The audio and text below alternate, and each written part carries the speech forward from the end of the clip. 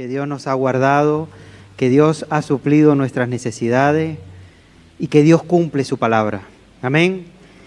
Es el motivo por el cual hoy estamos aquí, para darle gracias a Dios.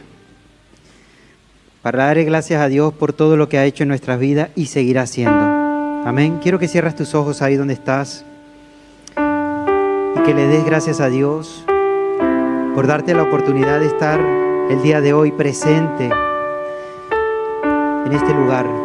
Porque quizá muchas personas quisieran estar en una iglesia como lo estás tú ahora y no pueden.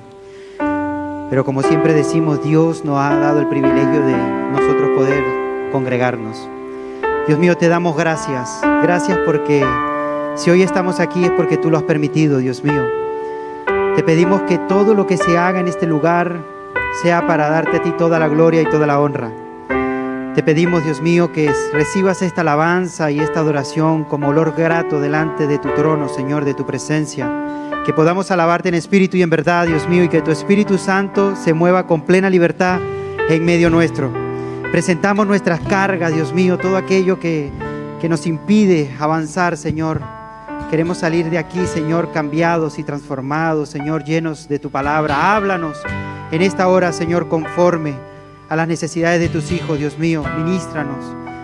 Padre, que verdaderamente nuestra atención esté puesta en ti, Dios mío santo. No permitas que nada ni nadie nos distraiga, Dios mío, en esta hora. Toma todo cansancio, Señor, en esta hora. Y ayúdanos a ser perseverantes, Señor, hasta el fin, porque tu palabra dice que el que persevera hasta el fin, ese será salvo, Dios mío. Gracias por todas las cosas que haces en nuestras vidas, Señor, y dejamos este tiempo en tus manos, en el nombre poderoso de Jesús. Amén y amén. Dale un fuerte aplauso al Señor esta hora. Amén.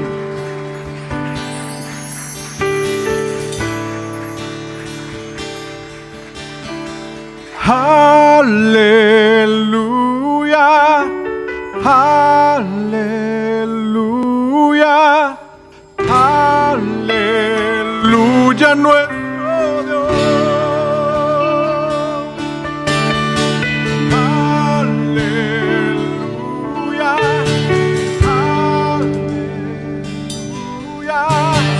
aleluya, aleluya,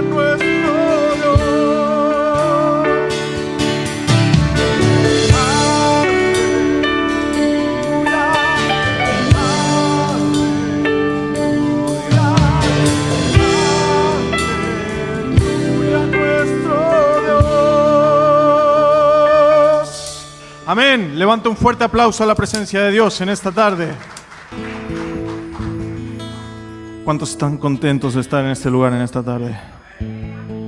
Todavía, aunque sea de a poco, nos podemos reunir. ¿A que sí? Hay que dar gracias. Hay que dar gracias de verdad por eso, porque no sabemos lo que va a pasar de acá a fin de año. Confiamos y esperamos en Dios, pero cualquier momento que usted tenga de estar en la presencia de Dios, junto con los hermanos, aprovéchelo, ¿sabe? Hay muchos y muchísimos. ¿Cuántos dicen amén? ¿Cuántos dicen que Dios es fiel conmigo? Dios es fiel, Dios es fiel. Él nunca nos ha fallado, nunca lo hará, nunca nos abandonará. Él no puede negarse a sí mismo. La Biblia dice que aunque nosotros a Él le fuéramos infiel, Él siempre permanecerá fiel. Él nunca nos va a fallar, nunca nos va a abandonar. Todo lo contrario. Fuerte aplauso a nuestro Dios en esta tarde. ¡Aleluya! Dios es fiel. Dios es fiel. ¡Aleluya! Amén. Amén. Así es. Gloria a Dios. Gracias, Señor Jesús. Abramos nuestras Biblias por la carta de Pablo a los Tesalonicenses, la primera. Vamos a poner en la pantalla la lectura de hoy. Capítulo 5, a partir del versículo 1 hasta el 11. De Primera de Tesalonicenses, capítulo 5. Prestemos atención a la lectura en esta tarde, por favor.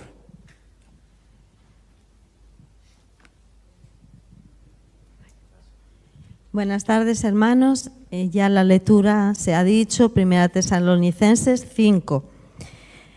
El versículo 1 dice así: pero acerca de los tiempos y de las ocasiones no tenéis necesidad, hermanos, de que yo os escriba.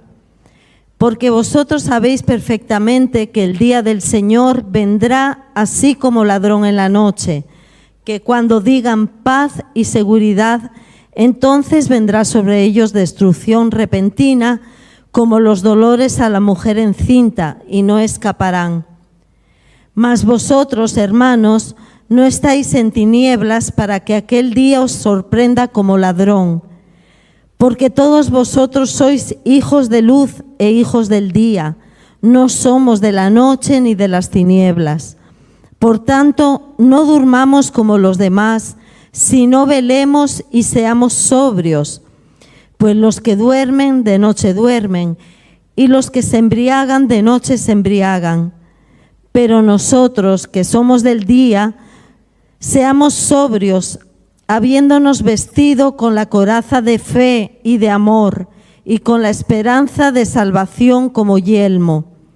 Porque no nos ha puesto Dios para ira, sino para alcanzar salvación por medio de nuestro Señor Jesucristo, quien murió por nosotros para que, ya sea que velemos o que durmamos, vivamos juntamente con Él.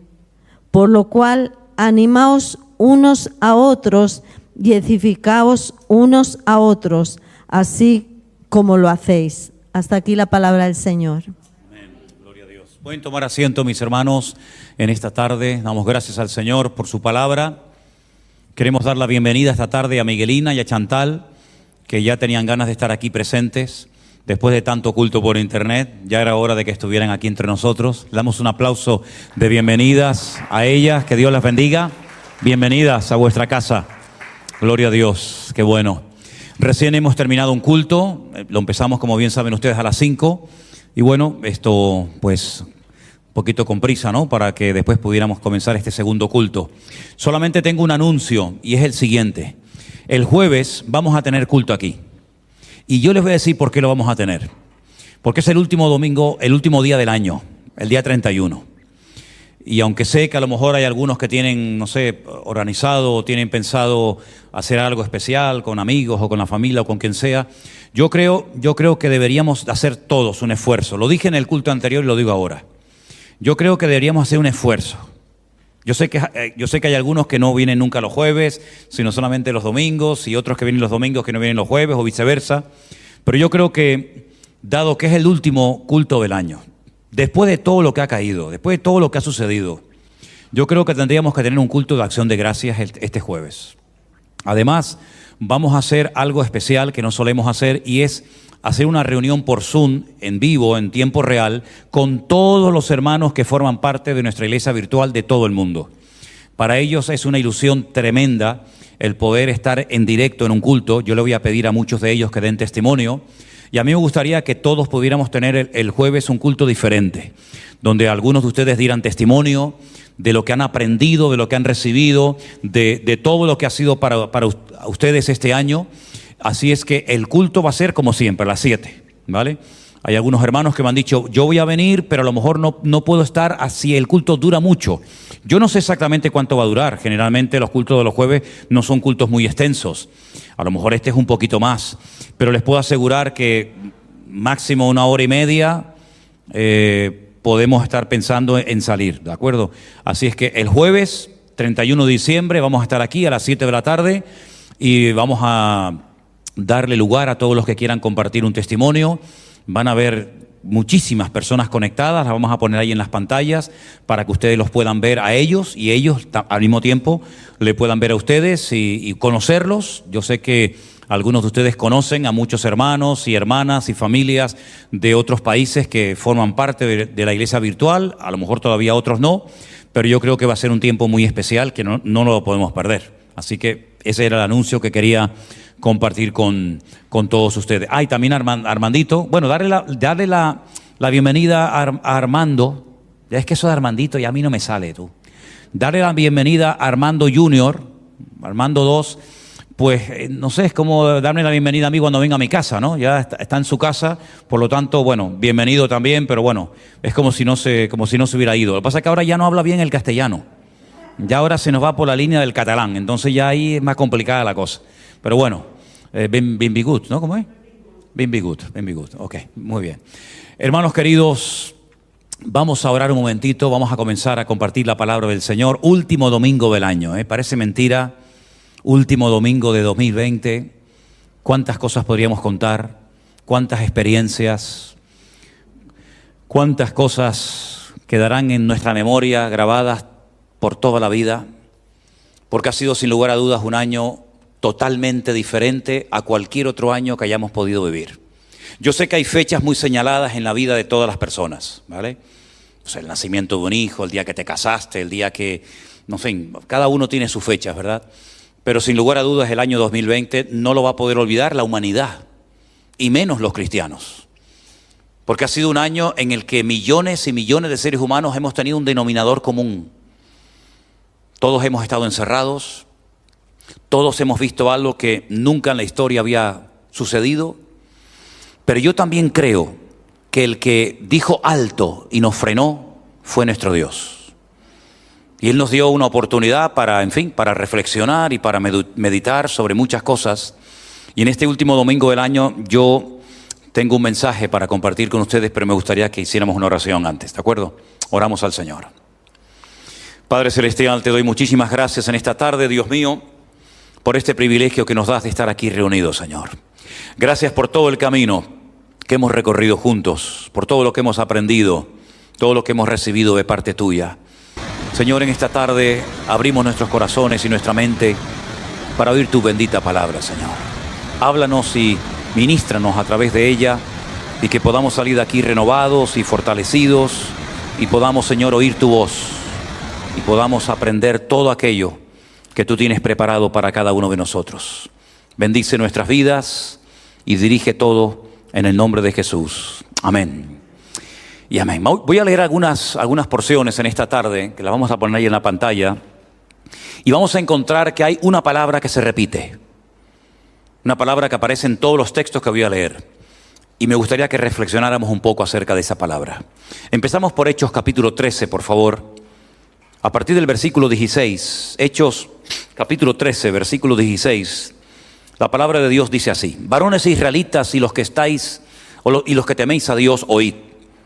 El Dios de este pueblo de Israel escogió a nuestros padres y enalteció al pueblo, siendo ellos extranjeros en la tierra de Egipto, y con brazo levantado los sacó de ella. Estas son palabras de un mensaje que Pablo estaba dando un día que se estaba despidiendo de un grupo de hermanos. Verso 18. Y por un tiempo como de 40 años, lo soportó en el desierto. Y habiendo destruido 7 naciones en la tierra de Canaán, les dio en herencia su territorio. Después, como por 450 años, les dio jueces hasta el profeta Samuel. Luego pidieron rey, y Dios les dio a Saúl, el hijo de Cis, varón de la tribu de Benjamín, por 40 años. Quitado les levantó por rey a David, a quien dio también testimonio diciendo: he hallado a David, hijo de Isaí, varón conforme a mi corazón, quien hará todo lo que yo quiero. De la descendencia de y conforme a la promesa, Dios levantó a Jesús por Salvador a Israel.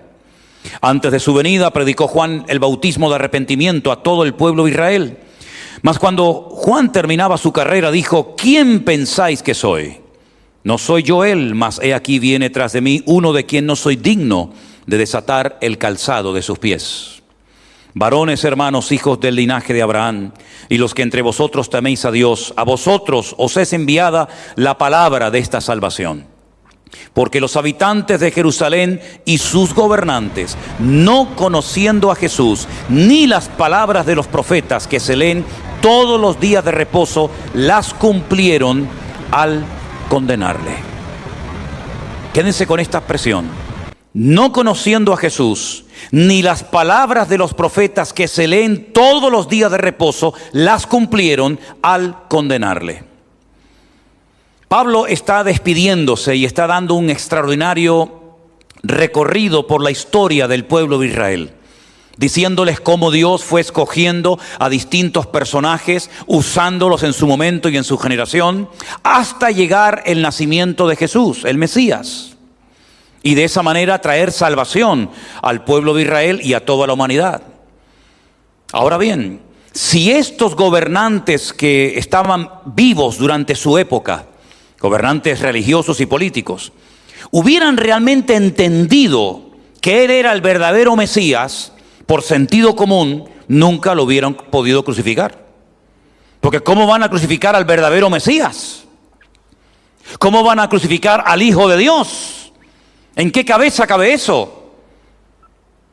Pero dice la Biblia que no conociendo a Jesús, es decir, por ignorancia de la persona de Cristo y de las escrituras que hablaban de él, por ignorancia lo crucificaron y de esa manera se cumplieron las profecías. Es decir, que la ignorancia jugó a favor del cumplimiento profético de todo lo que estaba escrito acerca del Señor en la Biblia. Es interesante, ¿verdad? Antes de Cristo habían venido falsos mesías y después de Cristo siguieron viniendo otros mesías que durante un tiempo tuvieron su tiempo de gloria y juntaron a unos cuantos, pero al final todo se diluyó y no quedó nada de eso. Pero cuando viene el verdadero Mesías, al que han estado esperando sus antepasados por siglos, resulta que van y lo matan. Y uno dice, ¿cómo es posible que al verdadero Mesías, al que cumplió casi 300 profecías de la Biblia, para que quedara bien claro que él no era un impostor más, cómo es posible que lo mataran? Es que no cabe en ninguna cabeza. Tenían que haberlo defendido a muerte. Incluso el mismo Pilato, que no era judío, dice, ¿pero vais a crucificar a vuestro rey? Y ellos le contestaron y dijeron, nosotros no tenemos ningún otro rey más que al César. El día que lo crucificaron, encima de su cabeza pusieron la causa, el motivo por el cual todo el mundo tenía que recordar que estaban crucificándolo a él y pusieron Jesús Nazareno, rey de los judíos. En idiomas conocidos de la época, latín, griego y hebreo, para que todo el mundo supiera que allí estaba muriendo un rey, el rey de los judíos. Pero lo hicieron por ignorancia. Y la ignorancia, repito, jugó a favor del cumplimiento de las profecías. Si analizamos lo que el hombre puede llegar a hacer por ignorancia, nos quedamos con la boca abierta. Porque se han cometido crímenes, se han hecho guerras, se ha hecho todo tipo de barbaridades a lo largo de la historia, envenenados o seducidos o arrastrados por la ignorancia. Prueba de ello, que a Jesús, todo el sistema judicial de su época, todo el sistema religioso y político, por ignorancia, jugó en su contra, pero sin darse cuenta, jugó a favor del plan redentor de Dios. El mismo apóstol Pablo, siendo todo un rabino famoso y reconocido y de renombre, capaz de viajar a naciones extranjeras para traer a Jerusalén a los cristianos de la época y forzarlos a renegar de Cristo, dice que muchas de las cosas que hizo, las hizo por ignorancia. Leamos, por ejemplo, en 1 de Timoteo, capítulo 1, versículos 12 y 13, y fijaros lo que dice Pablo en esa carta. Doy gracias al que me fortaleció, a Cristo Jesús, nuestro Señor, porque me tuvo por fiel poniéndome en el ministerio. Habiendo yo sido antes blasfemo, perseguidor e injuriador, mas fui recibido a misericordia porque lo hice por ignorancia, en incredulidad. Llegó a perseguir a gente, llegó a viajar al extranjero para llevar obligados a gente a Jerusalén para que renegaran de Cristo. Y la pregunta es, ¿y cómo un hombre tan culto, tan preparado, tan inteligente, se dedicó durante tiempo de su vida a meterse y a perseguir a la gente que no creían como él? ¿Pero qué más te da a ti lo que crean los demás? Vive tu vida y deja de vivir a los demás. ¿Tú no crees en Cristo? Pues no creas. ¿Y aquellos creen? Pues déjalo. No. Él creía que su deber no solamente era ser fiel a la ley de Moisés, sino además perseguir e impedir a toda costa y hacer todo lo que estuviera a su alcance para que ese movimiento que recién estaba levantándose en su tiempo no tuviera éxito. Y todo eso lo hizo por ignorancia. Sí, las barbaridades y las locuras que un hombre, que un pueblo, que un dirigente puede llegar a hacer y a decir por ignorancia. Al mismo Señor Jesucristo, dice la Biblia, que sus dirigentes políticos y religiosos lo rechazaron y lo crucificaron por ignorancia, aunque esa ignorancia sirvió para que se cumpliera el plan de Dios. En el libro de los Hechos, el capítulo 3, el día que Pedro predica en esa famosa fiesta de Pentecostés o fiesta de Shavuot, él vuelve a decir algo referente a la ignorancia. Hechos capítulo 3, del 14 en adelante, dice la palabra de Dios así. Mas vosotros negasteis al santo, al justo, y pedisteis que se os diese a un homicida. Está hablando de Barrabás.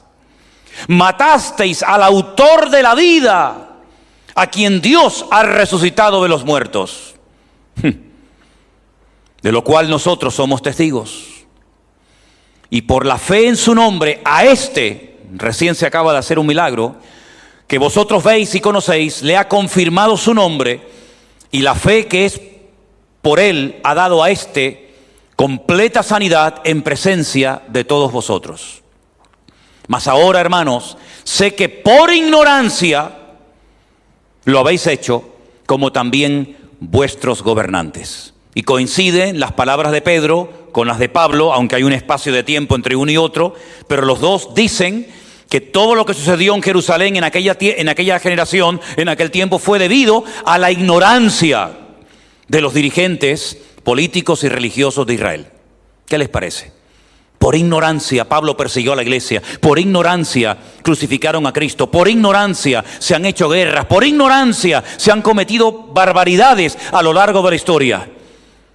Y todos nosotros, antes de conocer a Cristo, la Biblia nos da a entender de que lo que vivimos antes de Cristo se caracterizó, nos guste o no, por la ignorancia. ¿Cuántas cosas hicimos, practicamos y divulgamos a los demás, creyendo que eran correctas? Tradiciones, costumbres, palabras, cosas que heredamos sin comprobar a la luz de la Biblia si eran verdad o no. Y las hacíamos y las repetíamos por ignorancia, creyendo que esas cosas, que esas prácticas, que esas tradiciones y costumbres nos acercaban a Dios. Resulta que estaban haciendo todo lo contrario.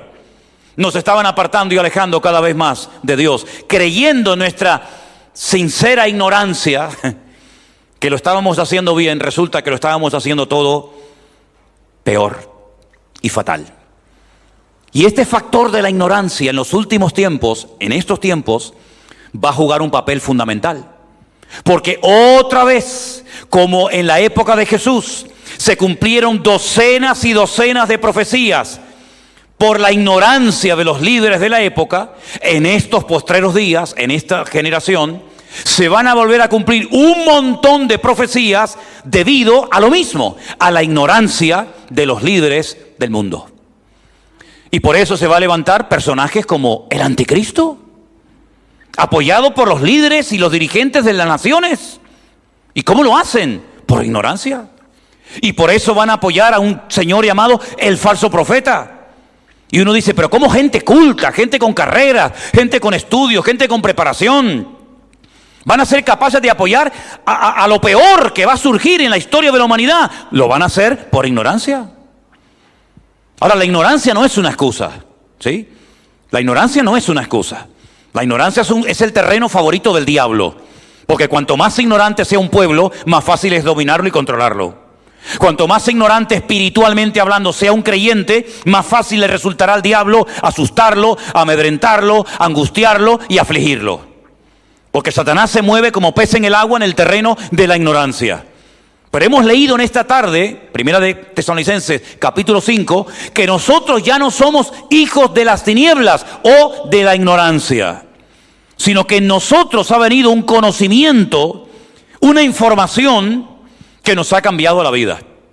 Y esa información o conocimiento nos ha venido de la fuente que no está contaminada ni manipulada, que es la Biblia, la palabra de Dios, que ha llegado a nosotros milagrosamente.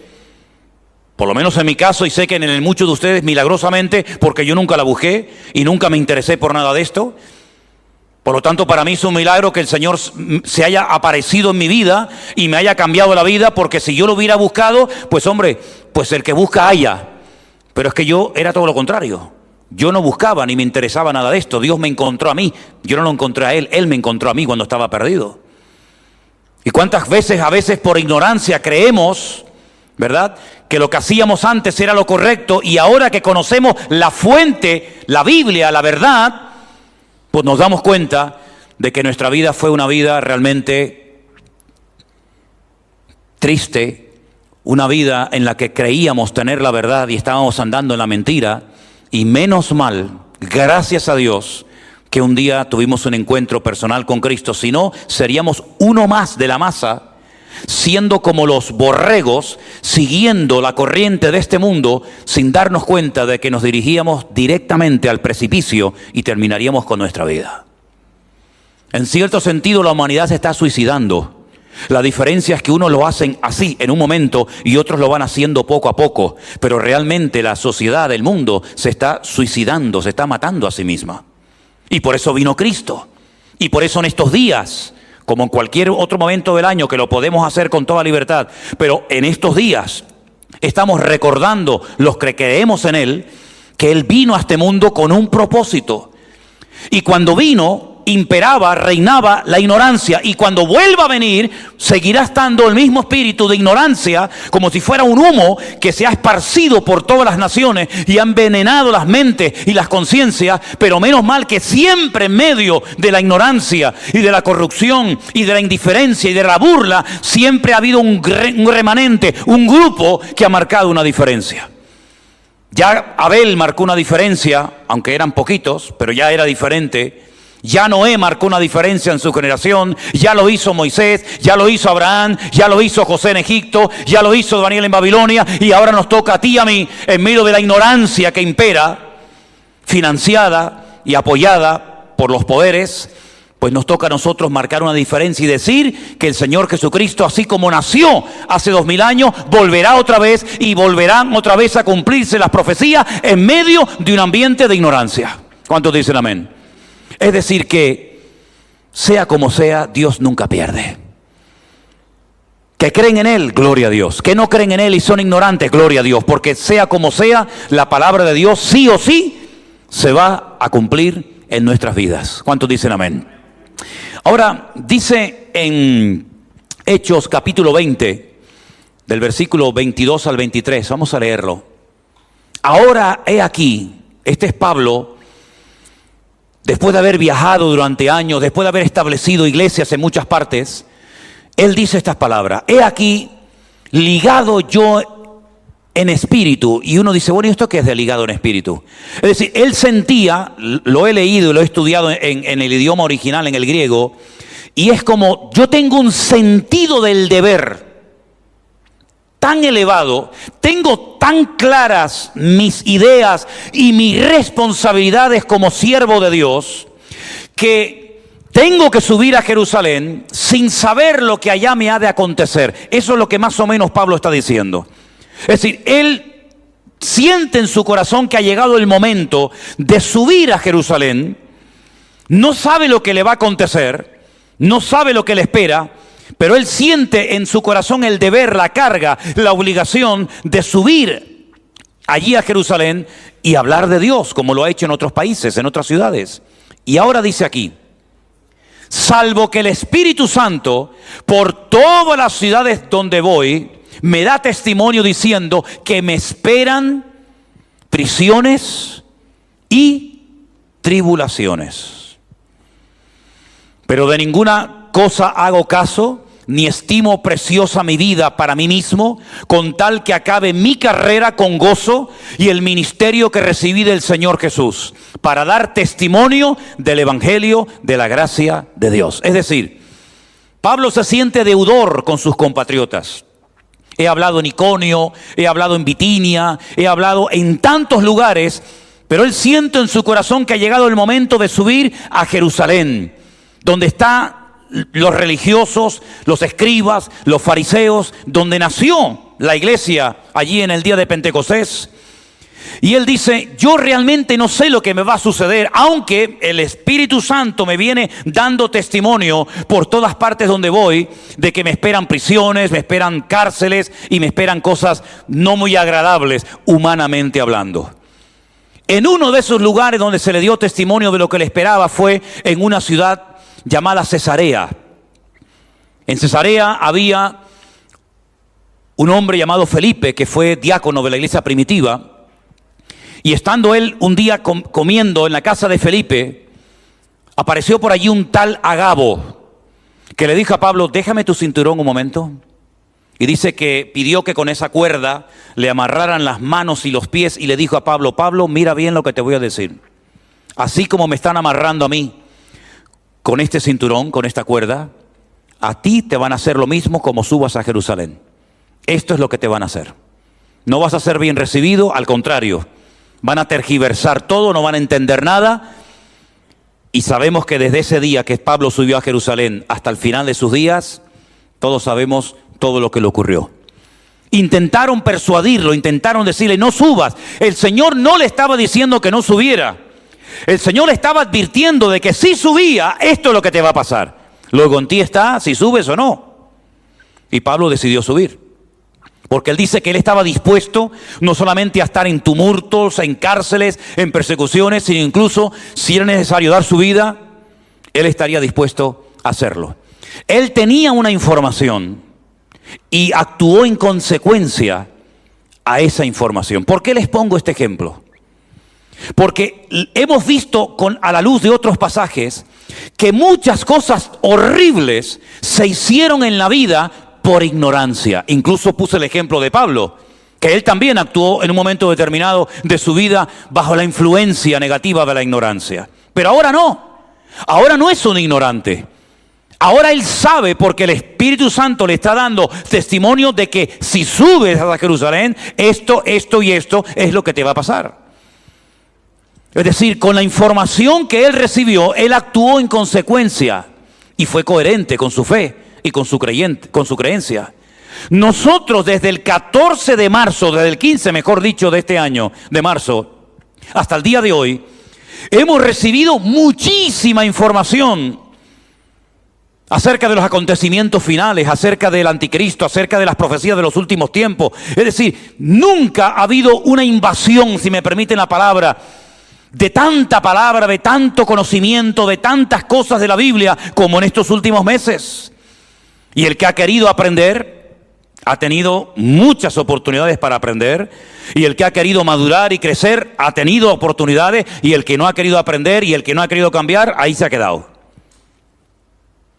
Ahora bien, con toda la información, con todas las experiencias, con todo el conocimiento que hemos aprendido en carne propia, donde no ha habido un área donde Dios no nos ha probado, hermanos. Hemos sido probados como nunca antes en nuestra vida. ¿Qué vamos a hacer con todo lo que hemos aprendido? Con todo lo que hemos vivido en el 2020. ¿Qué vamos a hacer con todo eso? ¿Se lo contaremos el día de mañana a nuestros nietos o a sabe Dios a quién? Una vez vino al mundo una pandemia y estuvimos durante meses con las iglesias cerradas y la gente conoció el evangelio por internet, y vamos a contar simplemente como una batalla, como esas personas que cuentan las glorias del pasado pero que no tienen nada que contar en el presente. ¿O vamos a utilizar toda esa información para prepararnos de cara al próximo año, que decimos como Pablo, no sabemos lo que acontecerá, pero sí sabemos, porque lo hemos aprendido en carne propia, que por muy difícil y dura que sean las situaciones y las dificultades y los problemas, más grande será la fidelidad y el poder de Dios?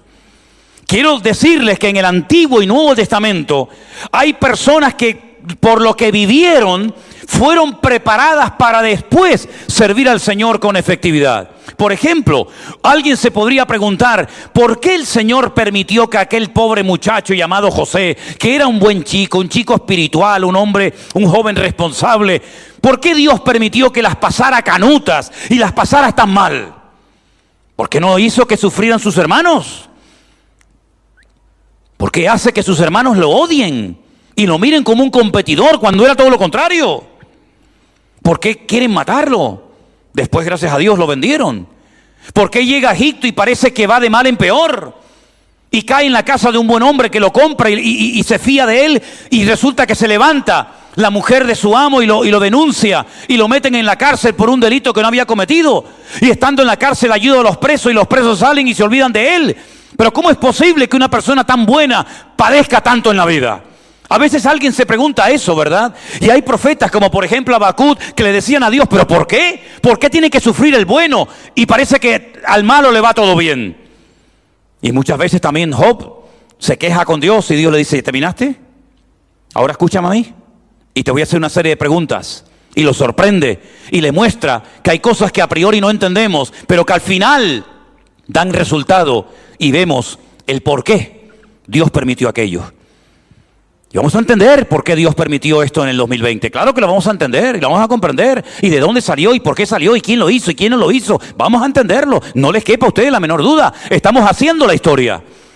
Pero la historia se escribirá y la podremos leer y repasar. Y la historia nos demostrará que aquello no fue casualidad, sino que fue todo un propósito. Y además de la historia secular, tenemos la palabra de Dios, que a través de ella nos hemos dado cuenta de que todo esto es simplemente un botón de muestra para que el mundo sepa que en una hora puede cambiar el mundo. Y el rico puede terminar en la miseria más absoluta. Y que una persona que parece que lo controlaba y lo sabía todo, pues puede terminar loco y suicidándose y tirándose de un puente abajo.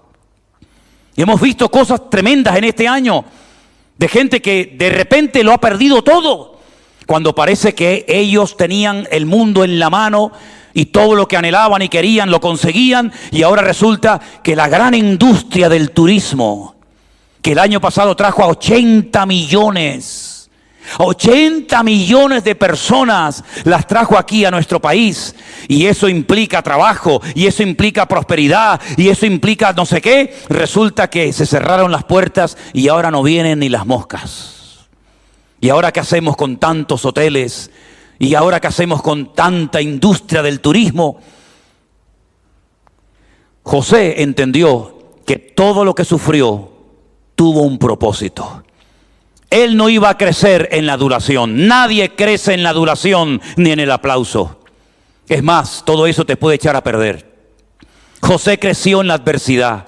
José aprendió a descubrir la fidelidad de Dios en la cárcel.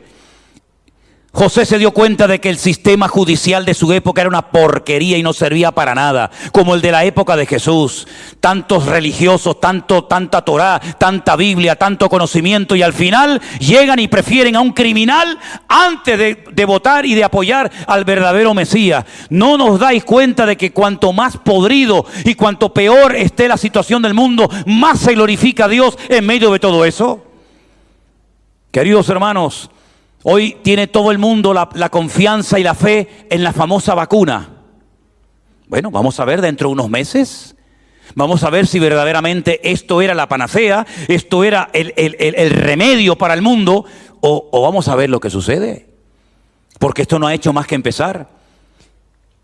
Pero David también entendió que los celos de Saúl, Dios los utilizó para forjar su carácter. Tuvo que huir durante años por todo un desierto que lo conoció como la palma de su mano y que le vino de maravilla, para después poder librar batallas contra los filisteos, y no se le escapaba ni uno. Todos los grandes hombres y mujeres de Dios que sufrieron a lo largo de la historia entendieron que a veces el sistema era corrupto, que los hombres eran injustos, que la ignorancia era tremenda. Pero Dios siempre sacaba partida y gloria para su nombre a través de todas esas circunstancias terribles. ¿Ustedes piensan que fue casualidad que Pilato se lavara las manos? ¿Ustedes piensan que fue casualidad que votaran por Barrabás en vez de por Jesús?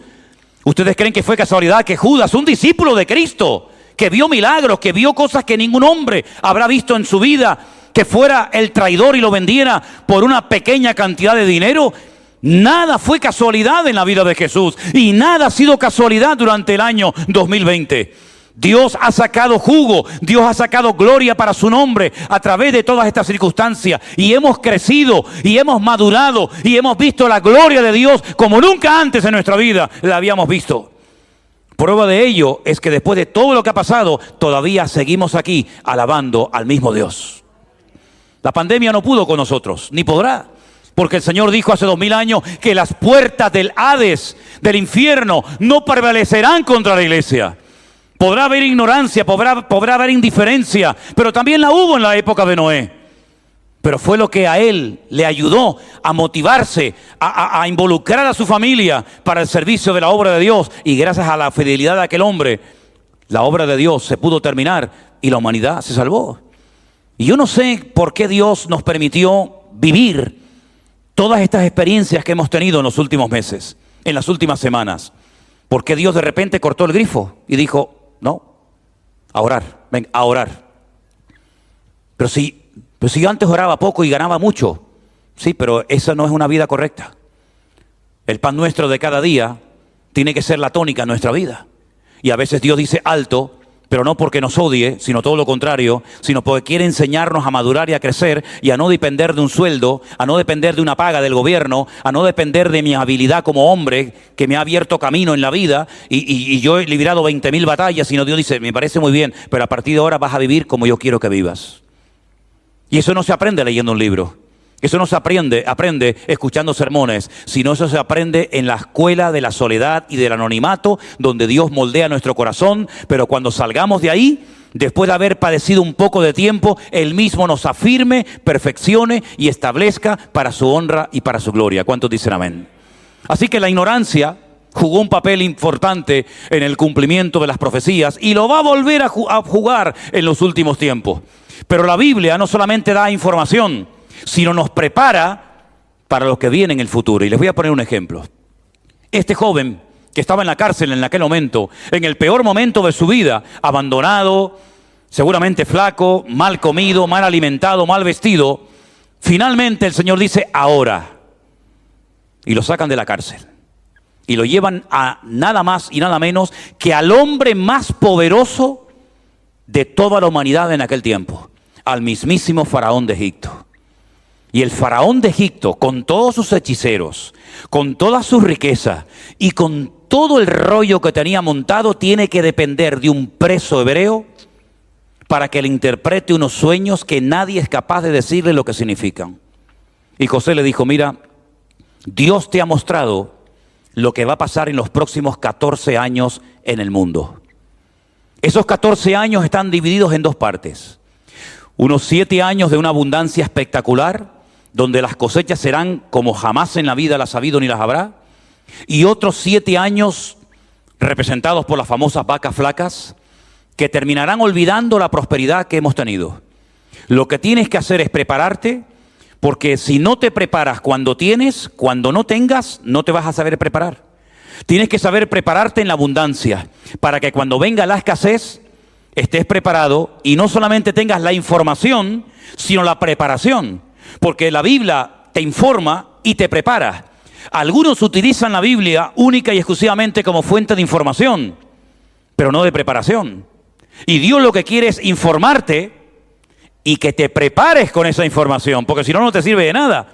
Y entonces Faraón dijo, tú eres esa persona idónea que me va a organizar, me va a hacer una reestructuración de toda la economía del país, y lo puso como un ecónomo, lo puso como un esclavo culto con la responsabilidad de organizar toda la economía del país. Increíble, ¿verdad? Con esa información le cambió el rumbo al mundo. Y millones de personas se salvaron gracias a la información y a la preparación que vino a consecuencia. Hoy en día está pasando exactamente lo mismo.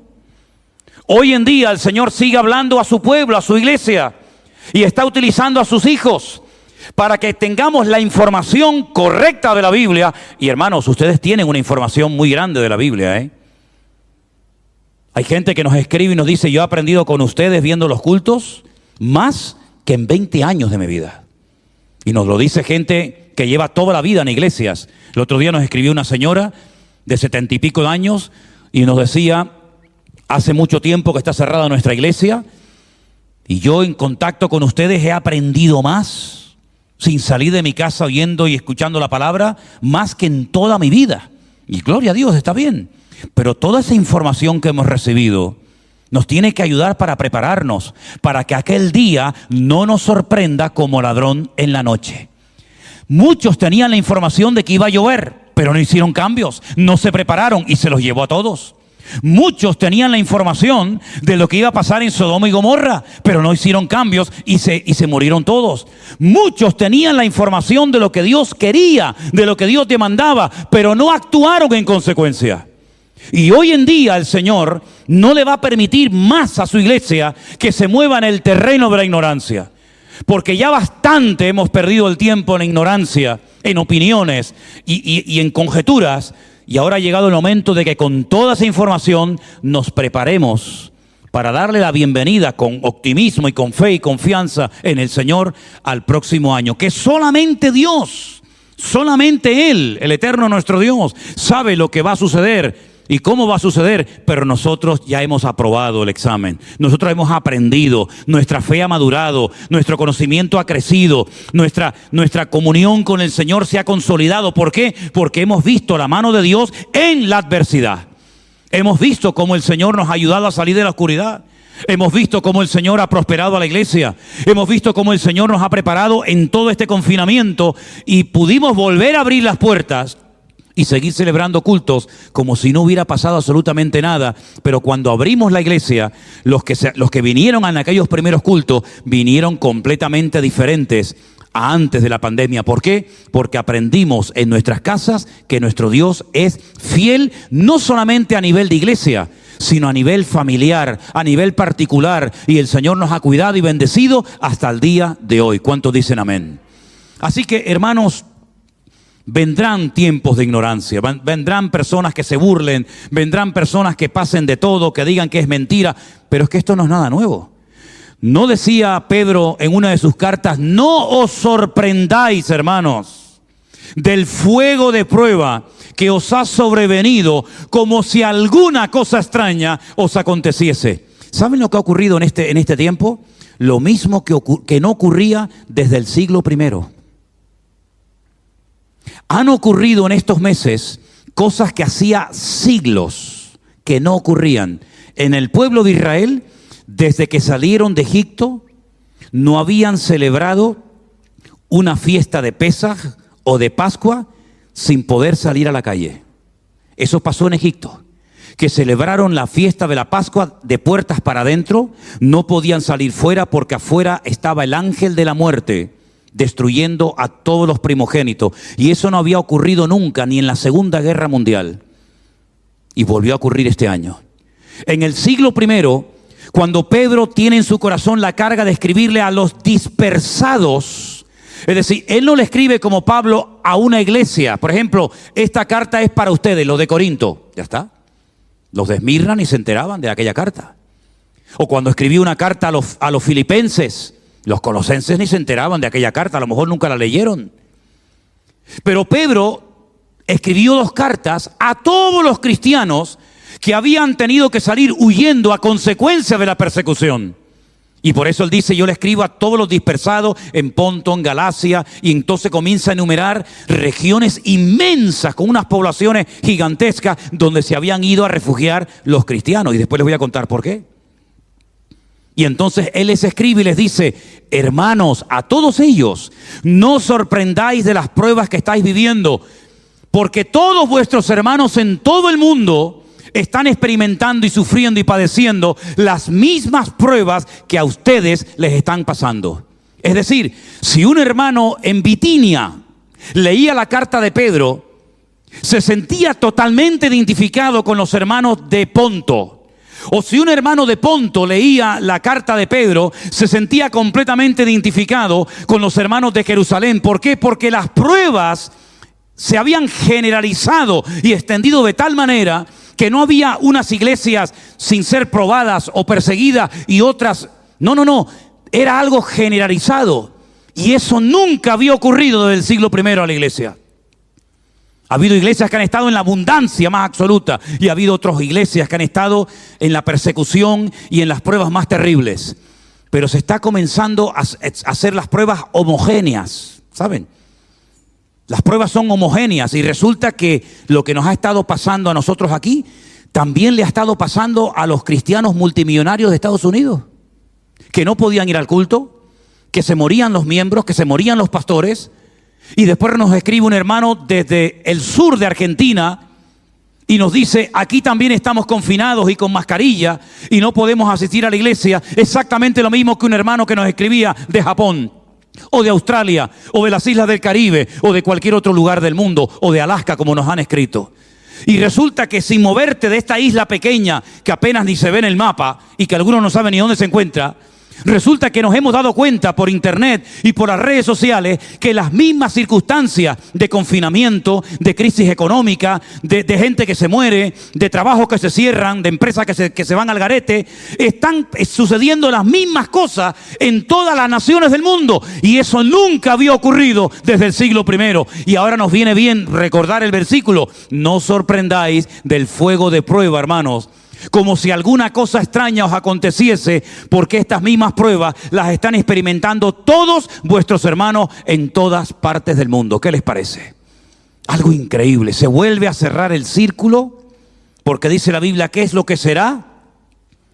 Lo mismo que fue.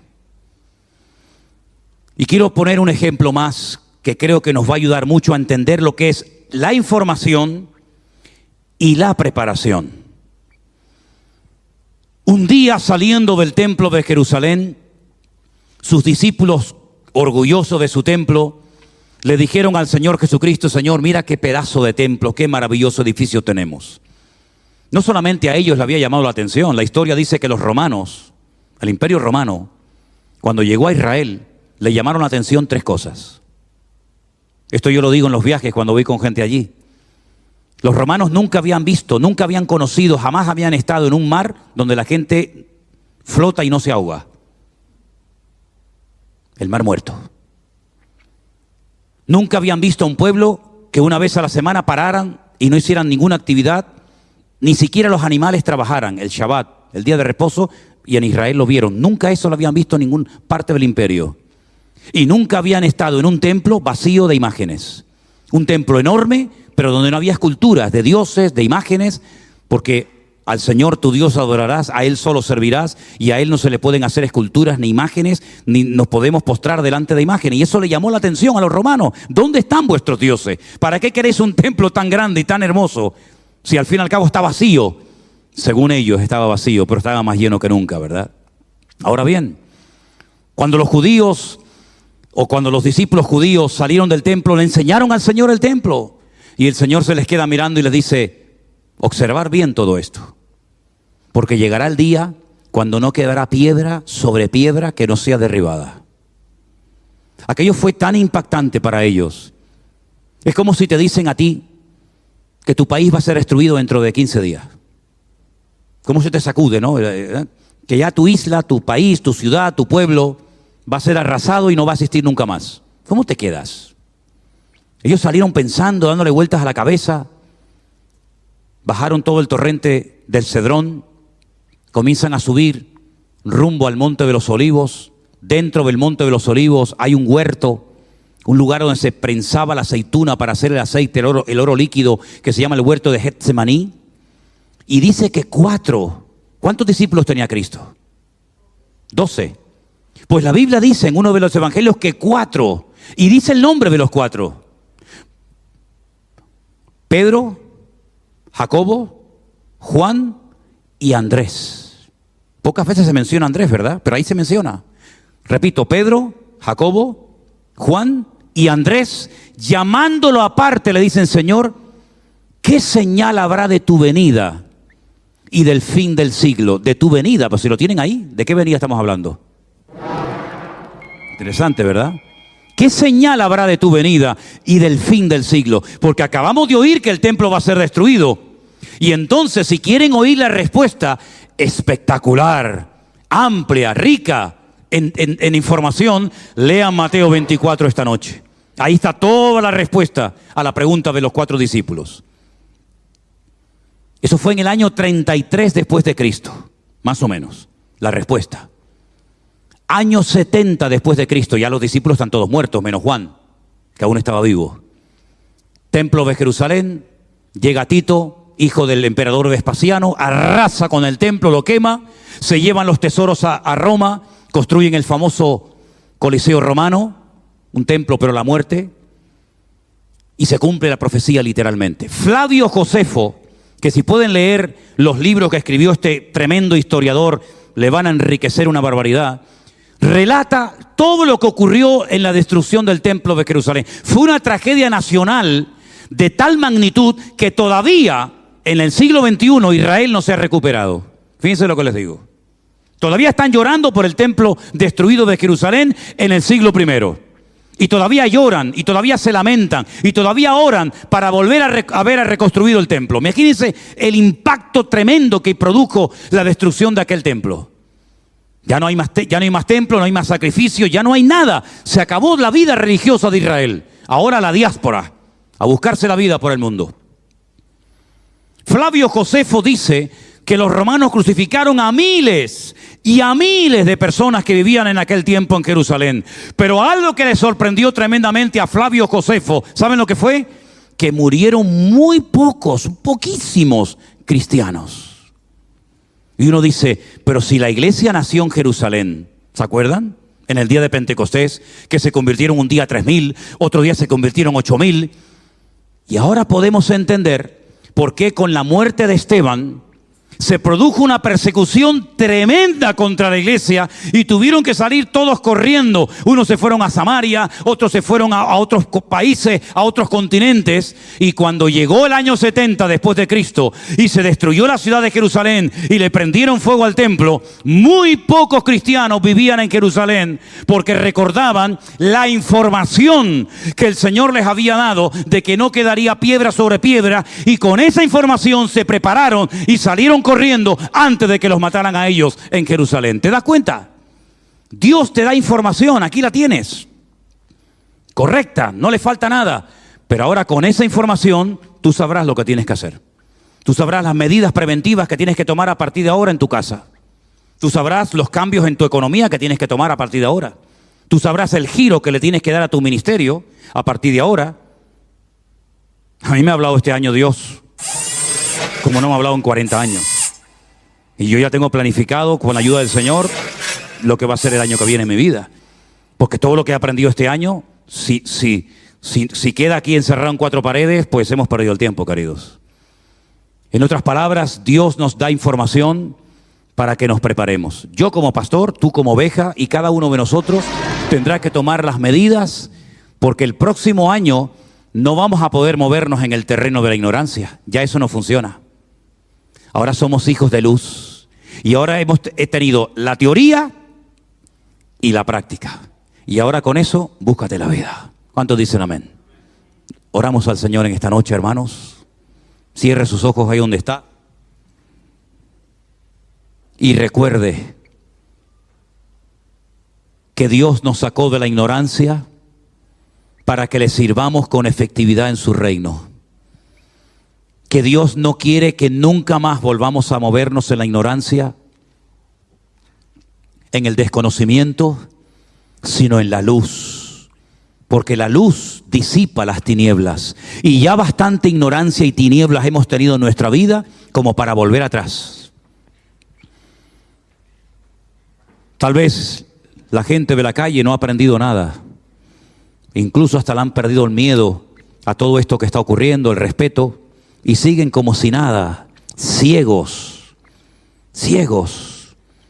viviendo la vida como aquellos que antes del diluvio comían y bebían y no eran conscientes de lo que se les venía encima hasta el día en que Noé entró en el arca. Y va a pasar lo mismo, está pasando lo mismo en los últimos tiempos. Ha habido un confinamiento, ha habido miles y miles de personas que han muerto. Ha habido personas que lo han perdido todo y el mundo sigue jugando no sé a qué.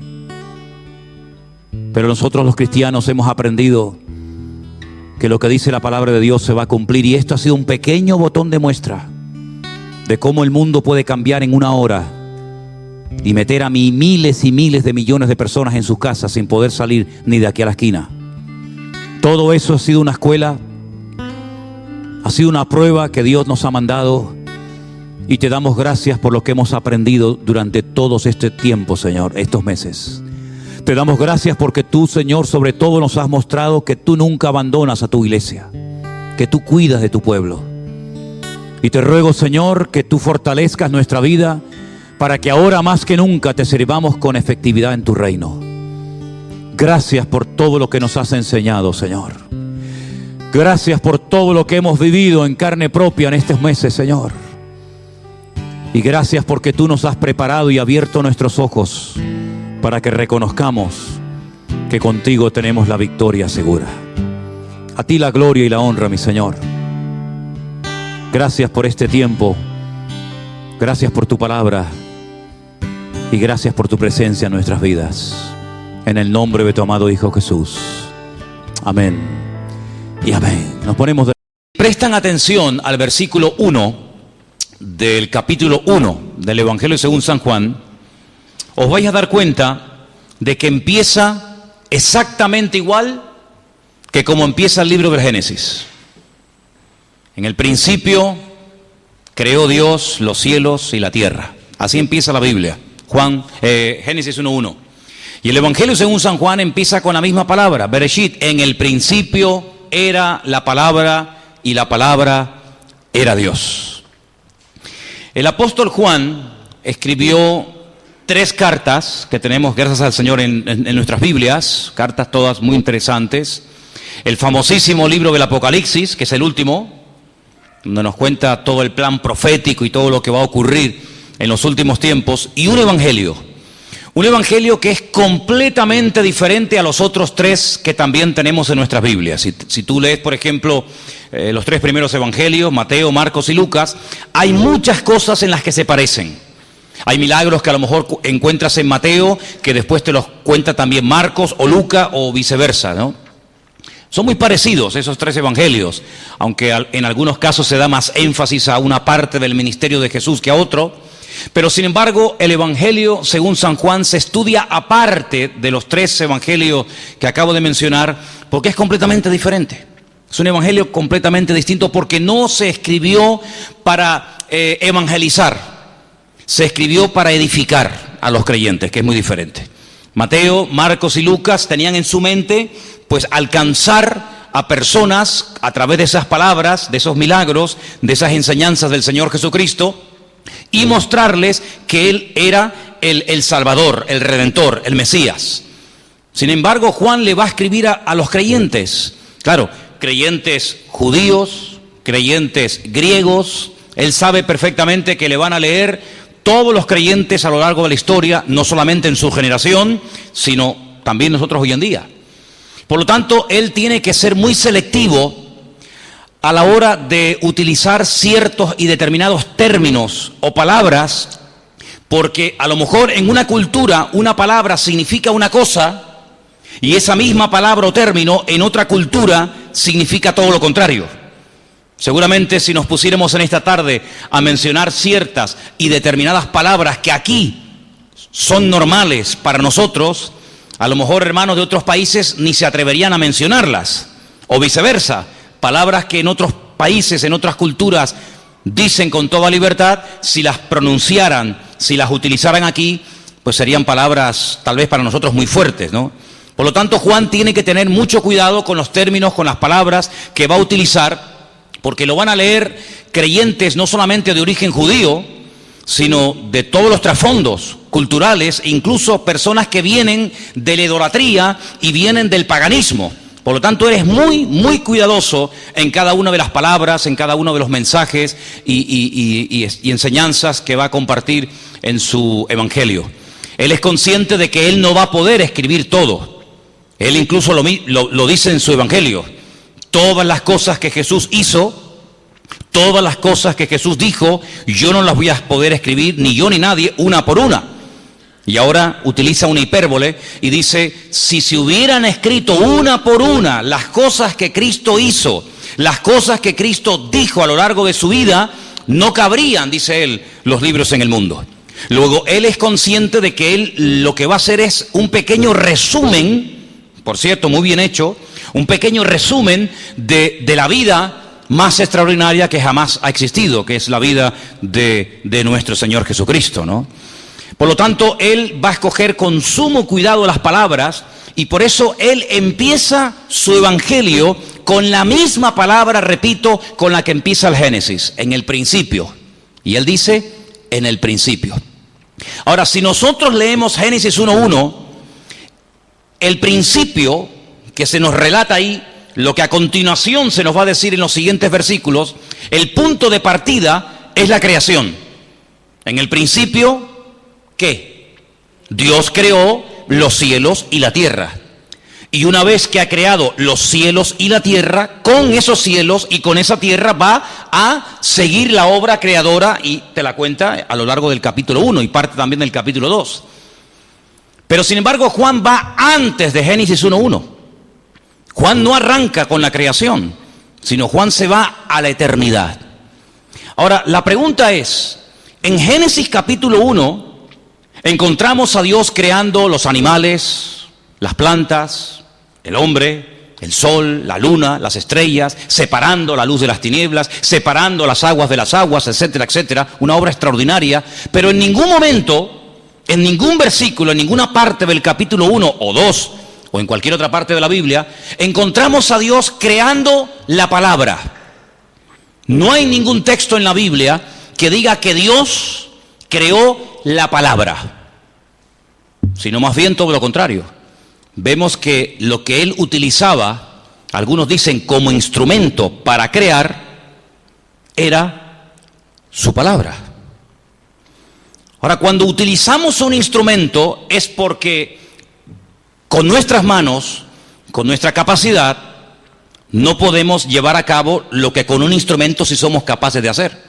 Por ejemplo, un médico no puede operar con las manos, tiene que tener instrumentos, tiene que tener, en fin, una serie de aparatos, una serie de instrumentos que le van a ayudar a operar a esa persona. No es suficiente con tener el conocimiento. Puedes tener un gran conocimiento, saber lo que a esa persona le está pasando, dónde hay que cortar, qué es lo que hay que quitar, qué es lo que hay que poner, pero sin instrumentos el médico es un cero a la izquierda, no puede. Un mecánico de un coche, solamente oyendo el ruido sabe lo que el coche le pasa, sabe la pieza que hay que cambiar, sabes qué es lo que le ocurre, pero si no tiene herramientas, si no tiene instrumentos, no puede reparar. Si nosotros decimos que Dios utilizó la palabra como instrumento para crear, estamos cometiendo una gravísima equivocación, porque estamos diciendo que Dios no es todopoderoso y ya no hace honor a ese nombre tan conocido que Él tiene, que es El Shaddai, que es el todo suficiente. Esa es la traducción literal de Shaddai. No es todopoderoso, sino es el todo suficiente. En otras palabras, el que no necesita de nada ni de nadie para hacer su voluntad. Amén. Por lo tanto, Él no va a utilizar su palabra porque por Él mismo es incapaz de crear, sino que vamos a ver en esta tarde algo muy interesante acerca de este primer versículo que dice, y lo vuelvo a repetir, en el principio era el verbo o la palabra, y la palabra era con Dios, y la palabra era Dios. ¿Cuántos dicen amén? Si leemos tranquilamente el versículo 1, nos vamos a dar cuenta de que la misma palabra, la palabra, es el mismo Dios. No se puede separar a Dios de la palabra, ni a la palabra de Dios. Algunos dicen, ¿y cómo Dios puede hablar si no tiene boca? Esa es la grandeza de Dios, que es capaz de ver sin tener ojos, que es capaz de hablar sin tener boca, es capaz de oír sin tener oídos, y es capaz de tener un hijo sin tener esposa. Porque Dios es todopoderoso y hace honor a su nombre, el Shaddai. Él no necesita de nada ni de nadie para crear. ¿Cuántos dicen amén? Ahora fijaros qué interesante. Como Juan le va a escribir a todo tipo de creyentes, él sabe que una gran masa de creyentes en aquella época eran de origen judío. Pero cuando Juan escribe su evangelio, y con el paso del tiempo, la proporción se desequilibró. Dicen algunos historiadores que llegó a haber 100,000 creyentes no judíos por uno convertido.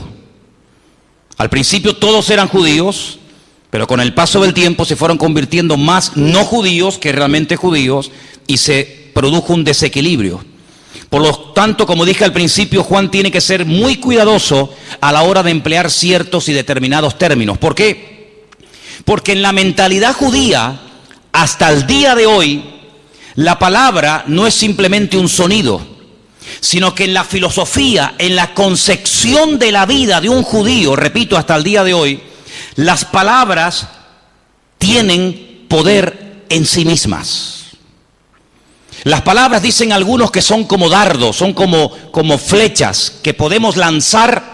Y cuando se lanzaba una flecha, cuando se lanzaba una jabalina, un dardo, era para herir o era para matar a una persona o para matar a un animal.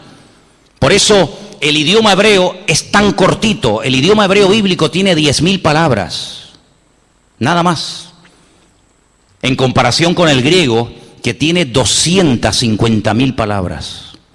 Por eso en la mentalidad judía el hablar mucho se considera mal, está mal visto.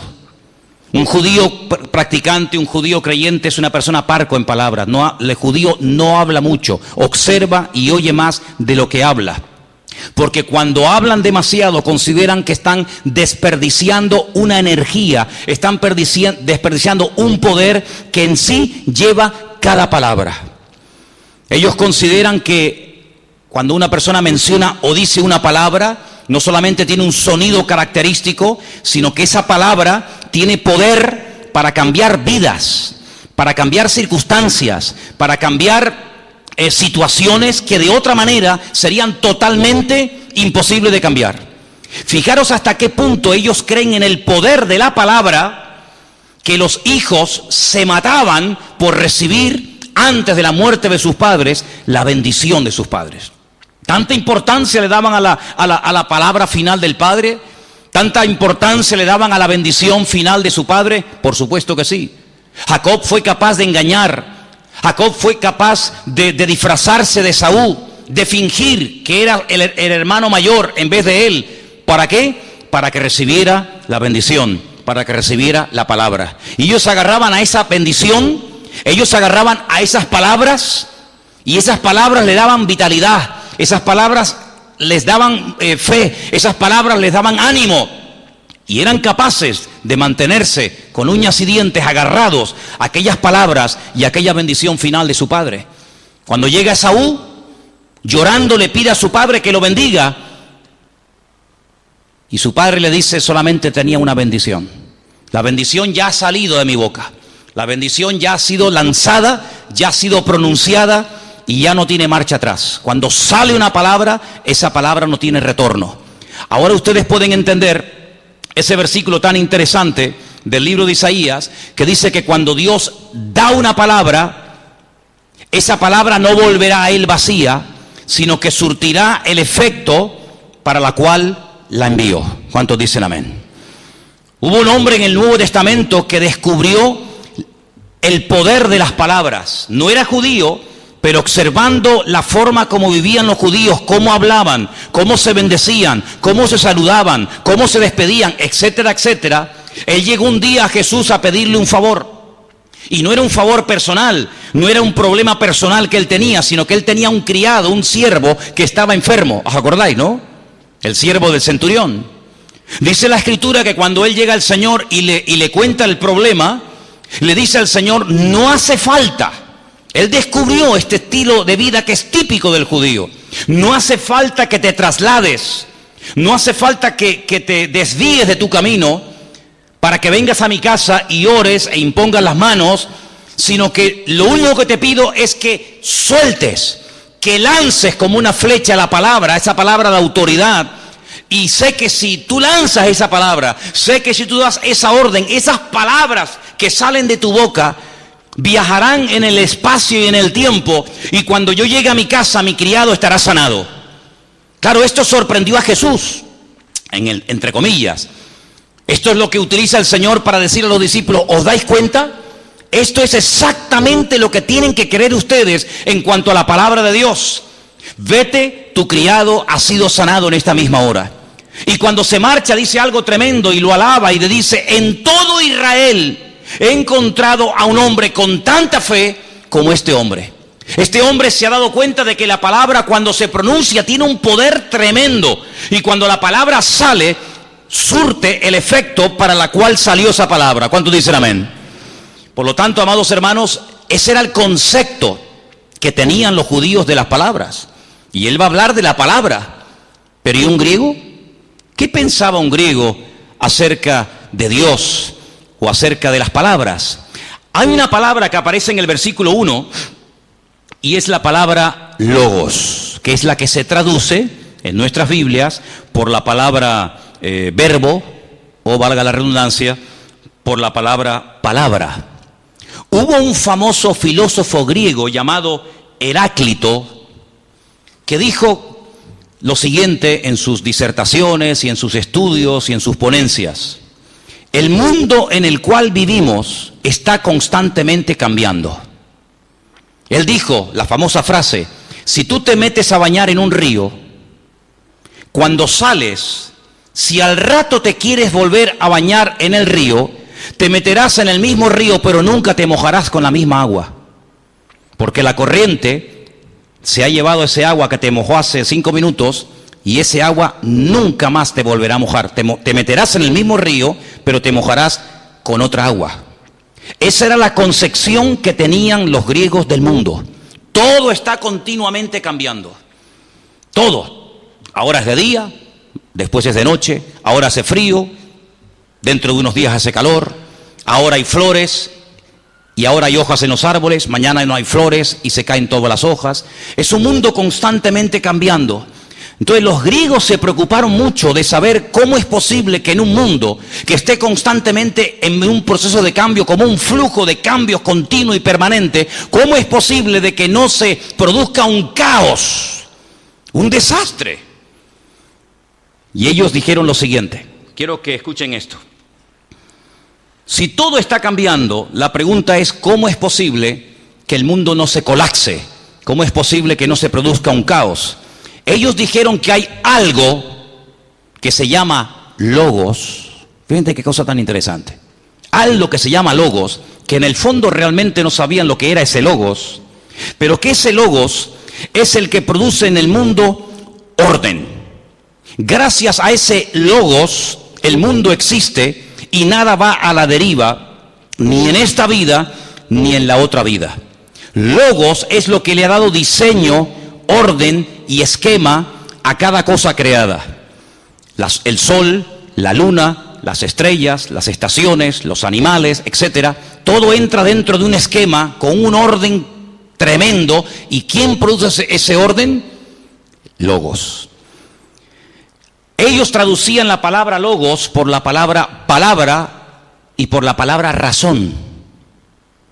Por eso dicen que el hombre es capaz de razonar.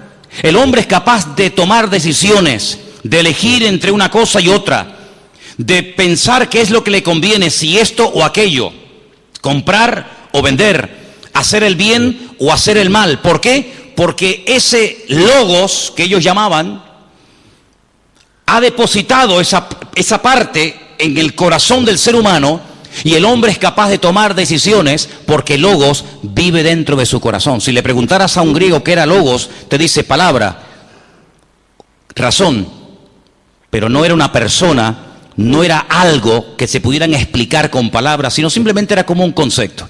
Ellos decían que logos es lo que le da sentido a la vida. Hubo un famoso judío que vivió en Alejandría llamado Filón. Es muy interesante su historia.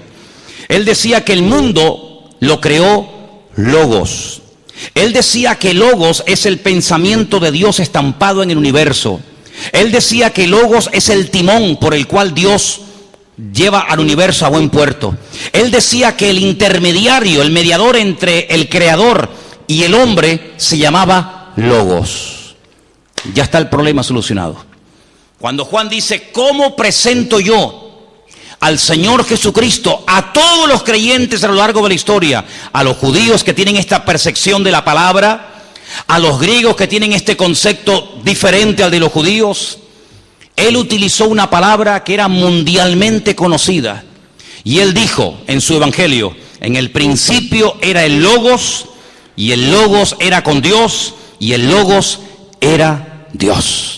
Cuando él utiliza en su evangelio esta palabra, los griegos, los judíos y todas las naciones de la tierra sabían perfectamente de qué estaba hablando. Pero él dice algo tremendo referente a ese concepto abstracto, logos. ¿Y eso qué es? ¿Quién es logos? Él dice algo tremendo que ningún griego jamás se atrevió a decir, y es lo que pone en el versículo 14. Y aquel logos, aquella palabra, fue hecha carne y habitó entre nosotros. Y vimos su gloria, gloria como del unigénito del Padre, lleno de gracia y lleno de verdad.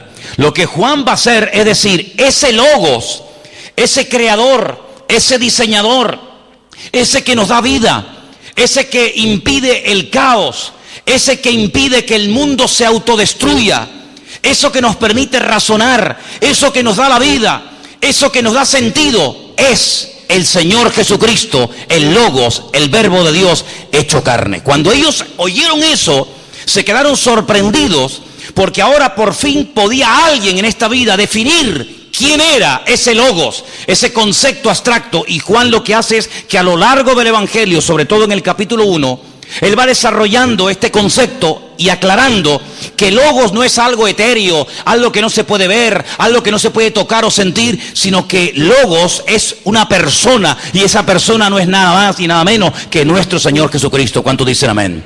Así que lo que él hace, amados hermanos, es hacer un juego de palabras. Primero traslada su evangelio al primer libro de la Biblia, diciendo, mira, en el principio Dios creó los cielos y la tierra. ¿Y cómo creó Dios los cielos y la tierra? ¿Qué sistema? ¿Qué hizo Dios? Utilizó su palabra, no como un instrumento, sino como parte de él. La palabra de Dios es la misma esencia de Dios. Ahora, en griego hay una cosa muy interesante, y es que ponen, por ejemplo, el artículo y ponen el nombre. Pero en griego, cuando quitan el artículo, automáticamente el nombre deja de ser nombre y se convierte en adjetivo. Realmente, cuando él en el versículo 1 dice que en el principio era el verbo, y el verbo era con Dios, y el verbo era Dios, lo que él está diciendo, aunque tal vez no se aprecia muy claramente en español, aunque yo pienso que sí, lo que él verdaderamente está diciendo es: la palabra es Dios, y Dios es la palabra. La palabra tiene poder creativo. Usted ve, los judíos lo han querido toda la vida, que las palabras pueden cambiar, que las palabras pueden transformar, que las palabras tienen poder en sí mismo. Pues yo les estoy diciendo a ustedes que la palabra se hizo carne. Y a ustedes, griegos, que a ese poder extraño lo llamáis logo, yo os digo que ese logos se hizo carne y habitó entre nosotros, y lo pudimos ver, y lo pudimos escuchar, y lo pudimos tocar, porque ese logos se llama en nuestra Biblia Yeshua HaMashiach, nuestro Señor Jesucristo. ¿Cuántos dicen amén? Así que Juan, de una forma tan profunda y tan interesante, lo que él está diciendo es que cuando nos acercamos a Dios a través de su palabra, es como si nos acercáramos al mismísimo Dios. Porque nuestro Dios no es un Dios mudo, sino es un Dios que habla. Y cuando habla, está expresando su mente, está expresando el deseo de su corazón, su voluntad la está revelando. Pero al mismo tiempo no solamente la habló, sino que la palabra se humanó. La palabra se hizo carne y hueso. La palabra habitó entre nosotros y caminaba y hablaba y se manifestaba, y ese era un concepto que volvió locos tanto a judíos como a griegos, en el sentido de que ellos no sabían realmente definir quién era esa palabra, quién era ese logos, pero Juan sí lo sabía, porque dice: nosotros le oímos con nuestros oídos, nosotros hablamos con él con nuestras bocas, nosotros lo tocamos, nosotros comimos con él. Y él no está hablando de la teoría, sino él está hablando de una experiencia personal que él conoce perfectamente, porque él estuvo hasta el último momento de la vida del Señor Jesucristo al pie de la cruz. ¿Cuántos dicen amén?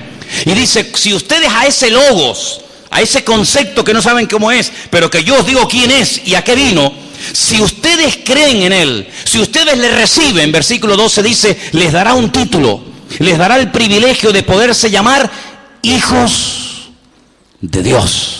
Y como dice más adelante, hijos que no pueden ser engendrados por voluntad de hombre, voluntad de varón, sino es un milagro que produce el Señor. Cuando la palabra de Dios llega a nuestra vida, la palabra produce un cambio, la palabra nos sacude, y la palabra hace que algo se despierte en nuestro corazón y que nos haga invocar y clamar al Señor por perdón y por misericordia. Y Dios dice en la Biblia que cada vez que se le pide perdón, el Señor siempre, siempre perdona. ¿Cuántos dicen amén? Ahora, fijaros qué interesante, porque hay otras palabras que Juan utiliza aquí como es la palabra vida y como es la palabra luz. En el Evangelio según San Juan, la palabra vida aparece 35 veces y el verbo vivir 15 veces. La vida es lo contrario a la muerte. Lo que el diablo viene es a ofrecer muerte. Jesús dijo, es un ladrón que viene a hurtar, a matar, a destruir. Y eso es lo que va haciendo poco a poco en la vida de una persona que no tiene al Señor. Tú observas a una persona que no tiene al Señor y es un muerto viviente. Es una persona que va muriendo espiritualmente, lógicamente también físicamente como todos, pero espiritualmente es una persona que está muerta, creyendo que está viva, está muerta en sus delitos y en sus pecados. Y el Señor Jesucristo dice que Él no quiere que tú te estés muriendo poco a poco, sino que Él ha venido para darte vida y para darte vida en abundancia. Luego habla de la luz. La palabra luz aparece 21 veces a lo largo y ancho de todo el Evangelio según San Juan. Si la vida es lo contrario a la muerte, la luz es lo contrario a las tinieblas. Y él está otra vez volviendo al principio de la Biblia, donde dice la Biblia que Dios, después de haber creado los cielos y la tierra, a continuación lo que hace es que separa la luz de las tinieblas. Y ahora las tinieblas están en una parte, la luz está en otra, las tinieblas se quedan sobre la faz del abismo y automáticamente esa luz, Dios la separa, pero cuando viene el Señor Jesucristo, Él hace una declaración tremenda y Él dice, yo soy la luz verdadera. En otras palabras, sin Cristo no vas a tener vida y sin el Señor en tu corazón, tu vida va a ser una vida vacía y una vida continuamente en tinieblas. Dice la Biblia que en un principio la tierra estaba desordenada o desadornada, como dicen otras versiones, vacía y en tinieblas. ¿Y cómo estaba nuestra vida antes de conocer al Señor? Exactamente igual que describe Génesis capítulo 1.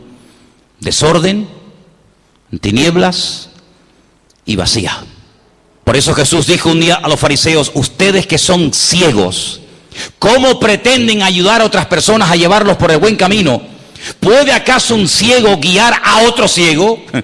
¿No caerán los dos en el mismo hoyo? Ellos decían, nosotros no somos ciegos. Y Jesús dijo, bueno, si hubierais dicho que sois ciegos, no tendríais excusa. Pero ahora, como os habéis atrevido a decir que no sois ciegos, y como yo sé que en la cultura judía las palabras tienen poder, ustedes que han declarado que no son ciegos, yo os digo que ustedes sois dignos de condenación. ¿Por qué? Porque lo que sale por nuestra boca, dice la Biblia, que es lo que tenemos en lo más profundo de nuestro corazón. Es decir, no es que somos ciegos, es que no queremos ver la realidad de las cosas, que es muy diferente. Como dice el refrán, no hay peor ciego que el que no quiere ver. Ellos entendieron, ellos sabían perfectamente, pero se negaron a aceptar la realidad, se negaron a querer cambiar, se negaron a admitir que se habían equivocado y que a lo largo de la historia habían apoyado y habían levantado a falsos mesías, y ahora al verdadero, al que tenían que reconocer y levantar, resulta que lo rechazan y lo niegan y no quieren saber nada de él. Por lo tanto, ustedes que habéis hecho esto con conocimiento de causa, ustedes que dicen que no son ciegos, ustedes pereceréis, porque ustedes son ciegos, guías de ciegos. ¿Cuántos dicen amén? Así que, amados hermanos, el Evangelio según San Juan es un evangelio que clarifica conceptos. La gente a veces utiliza palabras, pero en el fondo no saben lo que están diciendo. Incluso he visto gente que practica cosas y en el fondo no saben por qué lo hacen. Prácticas, tradiciones, costumbres, expresiones, cosas que la gente hace o dice y en el fondo de su corazón no saben realmente lo que están haciendo, no saben realmente por qué lo están diciendo.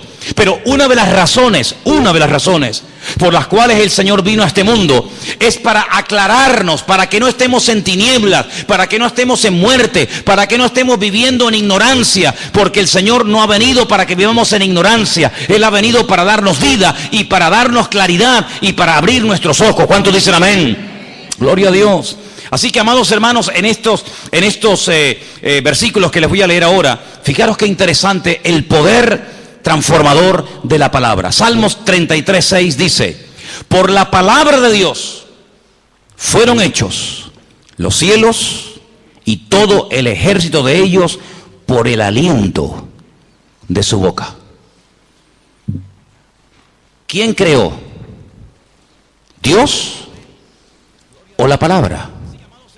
Porque se dice, por la palabra de Dios fueron hechos los cielos y todo el ejército por el aliento de su boca. Mi pregunta es, ¿quién creó? ¿Dios o la palabra de Dios? La palabra de Dios, ¿sí?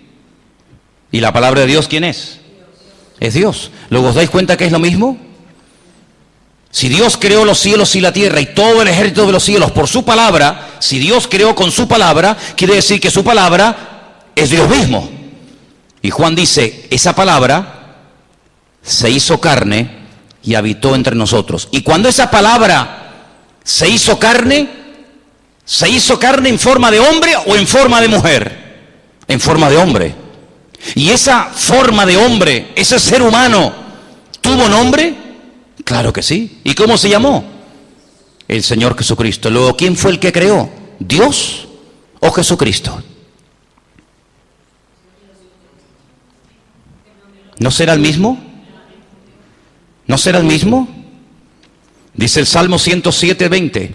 Envió su palabra, los sanó y los libró de su ruina.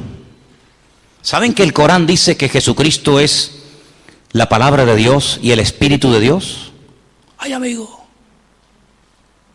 ¿El Corán dice eso? Sí. ¿Cuántas veces menciona el Corán a Jesucristo?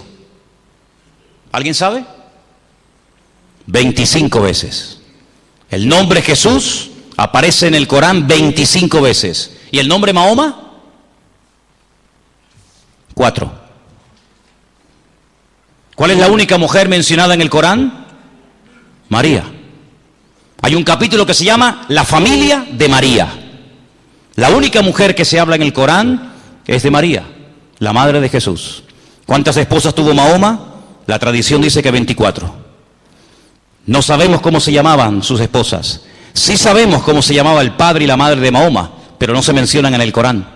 Solamente se menciona a María. ¿Y qué dice el Corán de Jesús? Que abría los ojos de los ciegos, que resucitaba a los muertos, que es el verbo de Dios, que está vivo, que ascendió a los cielos vivo y volverá. Increíble, ¿eh? ¿Qué les parece? El Corán dice que la palabra de Dios es Jesús. Si quieren les digo el capítulo, les digo el versículo y les digo dónde lo pone y dónde no lo pone. ¿Qué te parece? Interesante, ¿verdad?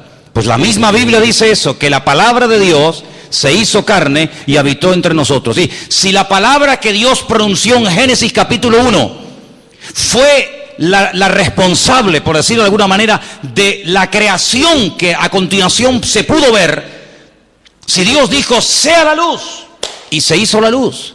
Si Dios dijo, sepárense las aguas de las aguas, y se separaron. Si Dios cada vez que hablaba ocurría algo, y si en Juan capítulo 1 dice que esa palabra se hizo carne y vimos su gloria, y esa palabra era Jesucristo, ¿no os dais cuenta de que el Padre y el Hijo son lo mismo? Por eso es una aberración cuando la gente piensa que el Señor Jesucristo es una creación del Padre. Jesucristo no es un ser creado, es un ser eterno. ¿Cuántos dicen amén? Es un ser eterno. No hay ninguna parte en la Biblia, si la hubiera la tendría que decir, no me quedaría más remedio. No hay ninguna parte en la Biblia que diga cuándo y dónde Dios creó la palabra. Si en la Biblia dijera dónde y cuándo Dios creó la palabra, estaría dando la fecha y el lugar de su propia creación. Es decir, Dios se creó a sí mismo. Dios se creó a sí mismo. No existía Dios, pero Dios un día hace, ¡pum!, que exista Dios. Él mismo se crea. No, es imposible. Por lo tanto, el Señor Jesucristo tomó parte activa. Dice, y sin Él nada de lo que ha sido hecho pudo llegar a haber sido. ¿Por qué? Porque Él le dio existencia a todas las cosas que existen con el poder de su palabra. ¿Cuántos dicen amén? Dice el Salmo 147:15. Él envía su palabra a la tierra, velozmente corre su palabra. ¿Os dais cuenta? cómo la palabra de Dios tiene un poder tremendo, cómo la palabra de Dios hace que el demonio retroceda, cómo la palabra de Dios hace que de la nada surja algo. Hay un versículo que lo cité al principio que dice literalmente, apréndanselo de memoria, Isaías 55:11. Sé que mucha gente lo sabe, pero dice así: así que mi palabra, está hablando Dios, mi palabra que sale de mi boca no volverá a mí vacía, sino que hará lo que yo quiero y será prosperada en aquello para que la envíe. Ahora podemos entender por qué el Señor Jesucristo en el desierto de Judea, cuando el diablo venía a tentarlo, ¿qué hacía él? Pronunciaba y declaraba la palabra, y la palabra diciéndola en alta voz, no pensándola, no sintiéndola, hablándola. Escrito está. Y el diablo, cuando oía esa palabra, no podía resistirla, y dice que dejándolo se tenía que marchar.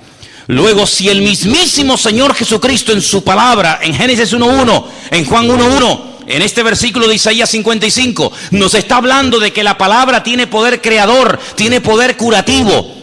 Di la palabra y mi criado sanará. Tiene poder reproductivo, tiene poder para restaurar, tiene poder para levantar, tiene poder para cambiar. Entonces quiere decir que lo que tenemos en nuestra mano es el poder más poderoso que jamás ha conocido el ser humano.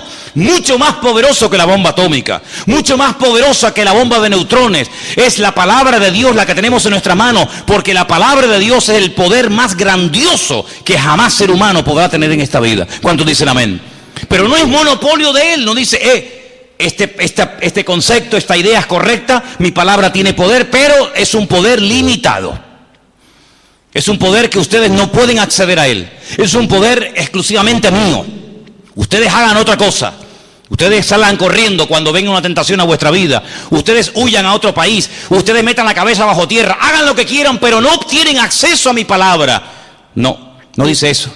Sino que la palabra de Dios nos dice clarísimamente, en varios y en cientos de pasajes, el Señor nos insta a decir: escudriñad las Escrituras, porque conociendo las Escrituras me podréis conocer a mí. El Señor Jesucristo le decía a sus discípulos que escudriñaran, que leyeran, que se metieran en las páginas de la palabra, porque conociendo la palabra conoces a Dios, y conociendo a Dios conoces su palabra. Por eso, si quieres vencer la tentación, si quieres dejar un hábito, un vicio, un complejo, una atadura, lo que sea, pronuncia la palabra, pero no la tuya. Porque el diablo no tiembla ni huye ante tu palabra, porque es una palabra de hombre, pero tiembla, huye y sale corriendo despavorido cuando oye la poderosa declaración de un texto bíblico. Cuando lo dices en fe, cuando lo declaras en fe, todo lo puedo en Cristo que me fortalece. Cuando declaras en fe, el Señor es mi pastor y nada me faltará. Cuando declaras en fe, el que habita al abrigo del Altísimo morará bajo la sombra del Omnipotente. Cuando declaras en fe la palabra de Dios, el diablo la reconoce, porque es un ser espiritual. Y todo lo que tiene poder espiritual, él lo sabe, él lo reconoce y sale corriendo, porque el mismo diablo tiene que someterse al señorío y al poder de la palabra de nuestro Dios. ¿Cuántos dicen amén?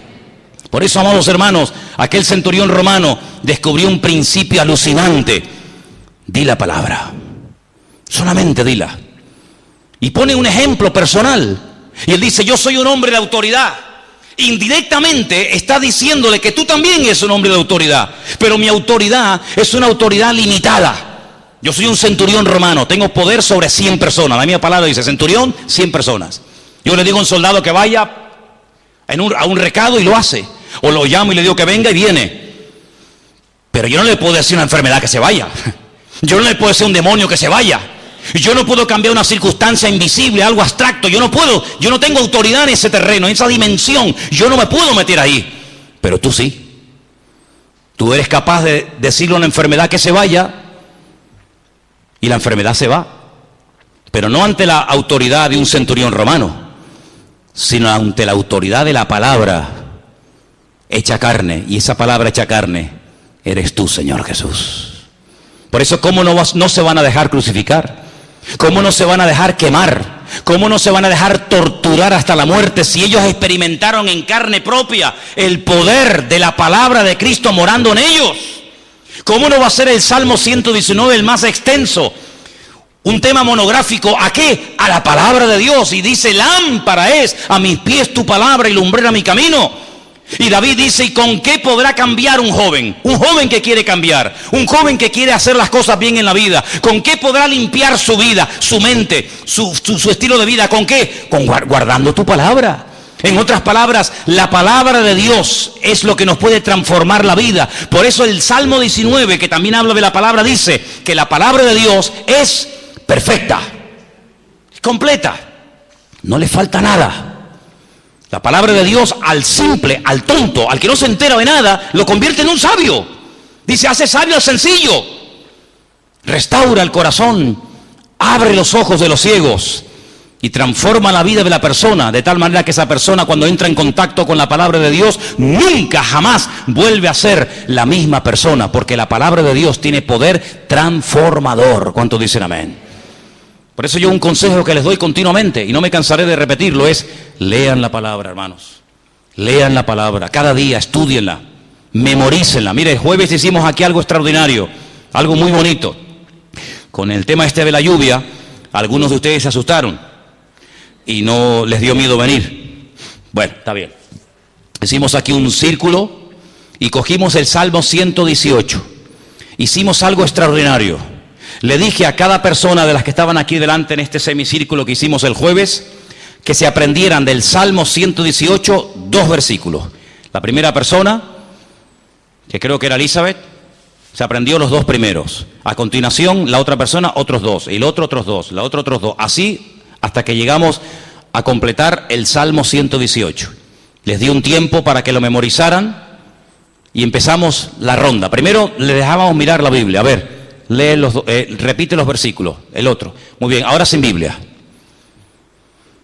No sé cuántos éramos, pero la cuestión está en lo siguiente. No solamente era la idea de aprender 2 versículos en un culto, sino demostrarles de una forma objetiva que para que pudieran oír completo el Salmo 118, hacían falta ese grupo de personas. En el momento en el que uno o 2 faltaran, es decir, en el momento en el que se rompiera la cadena, el Salmo 118 no se podría aprender entero, no se podía oír entero. ¿Por qué? Porque tú solamente aprendiste una pequeña parte, una pequeña porción del Salmo 118.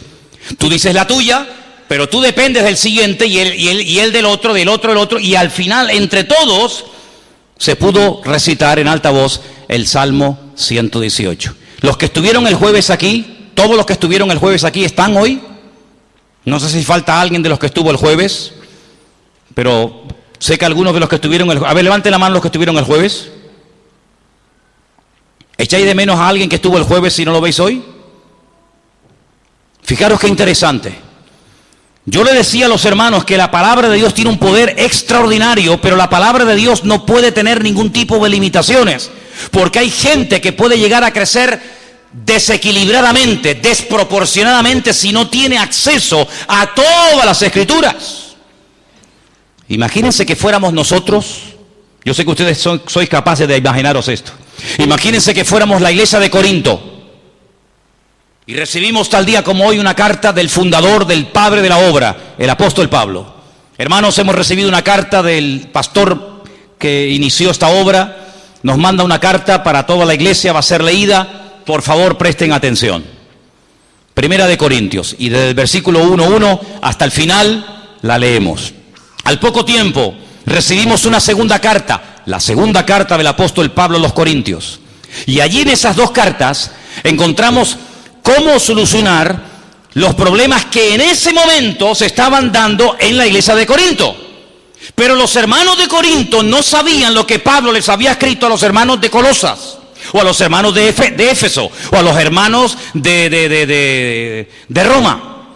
Los hermanos de Roma tenían una carta en su poder maravillosa que de vez en cuando seguramente la leerían. Ahí está el capítulo 8, viviendo en el Espíritu. Ahí está el capítulo 12, los deberes cristianos. Ahí está el capítulo 7, las luchas internas del apóstol Pablo. Ahí está el capítulo también 7, que nos habla acerca de cómo vencer esas luchas. Pero ellos no sabían nada de las cartas de Pablo a los Corintios. Luego, cuando había un problema que no estaba registrado en la carta de los Corintios o en la carta de los Efesios, ¿qué hacían los hermanos? Porque si tenemos un problema de la índole que sea, nosotros que tenemos la Biblia completa, amén hermanos, amén o no, la tenemos completa, decimos, bueno, ahora ha surgido en la iglesia este problema. Este problema se dio una vez en Éfeso. Vamos a Éfeso y decimos, lo que hay que hacer es esto, esto, esto y esto. Pasa el tiempo y surge otra necesidad, otro problema o lo que sea. Ese problema una vez ocurrió en Roma. Vamos a ver cómo se solucionó el problema con la carta de Pablo a los romanos.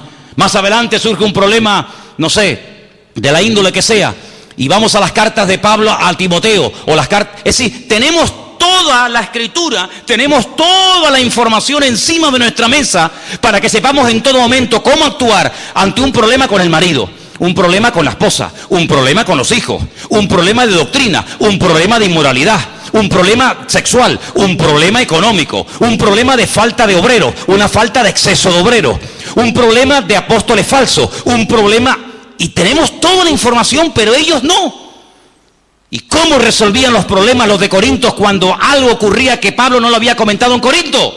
Bueno, había algo que yo le dije a la iglesia que tenía que buscar, que lo pueden descargar y lo pueden ver en internet, que se llama didaqué.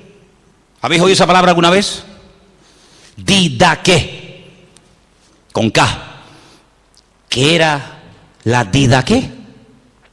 Eran las normas de convivencia, eran los acuerdos, eran las instrucciones que circulaban por todas las iglesias cristianas hasta el siglo III después de Cristo, para que cuando surgiera un problema de la índole que fuera, que no estaba registrado, que no estaba respondido en la carta que habían recibido del apóstol Pablo, o de Pedro, o de Juan, o de Santiago, ellos supieran cómo actuar.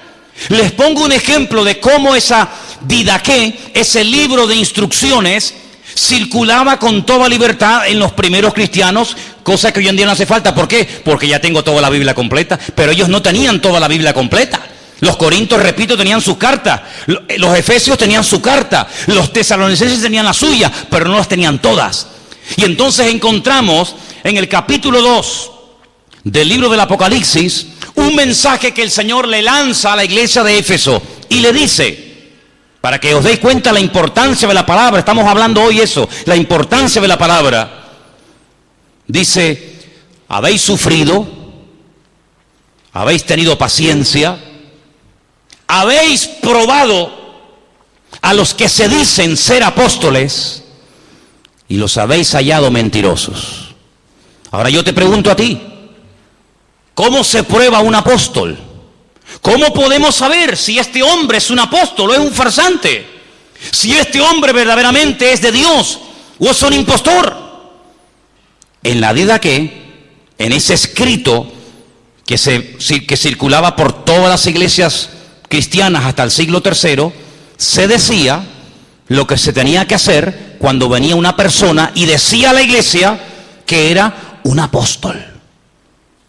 Porque un apóstol es una persona que va a un lugar donde no había nada, abre una obra, la pastorea, la atiende, la funda, la establece, levanta obreros y con el paso del tiempo o se va, o deja a otra persona, o simplemente esa persona murió y otra persona se queda al cargo de la obra que este hombre abrió.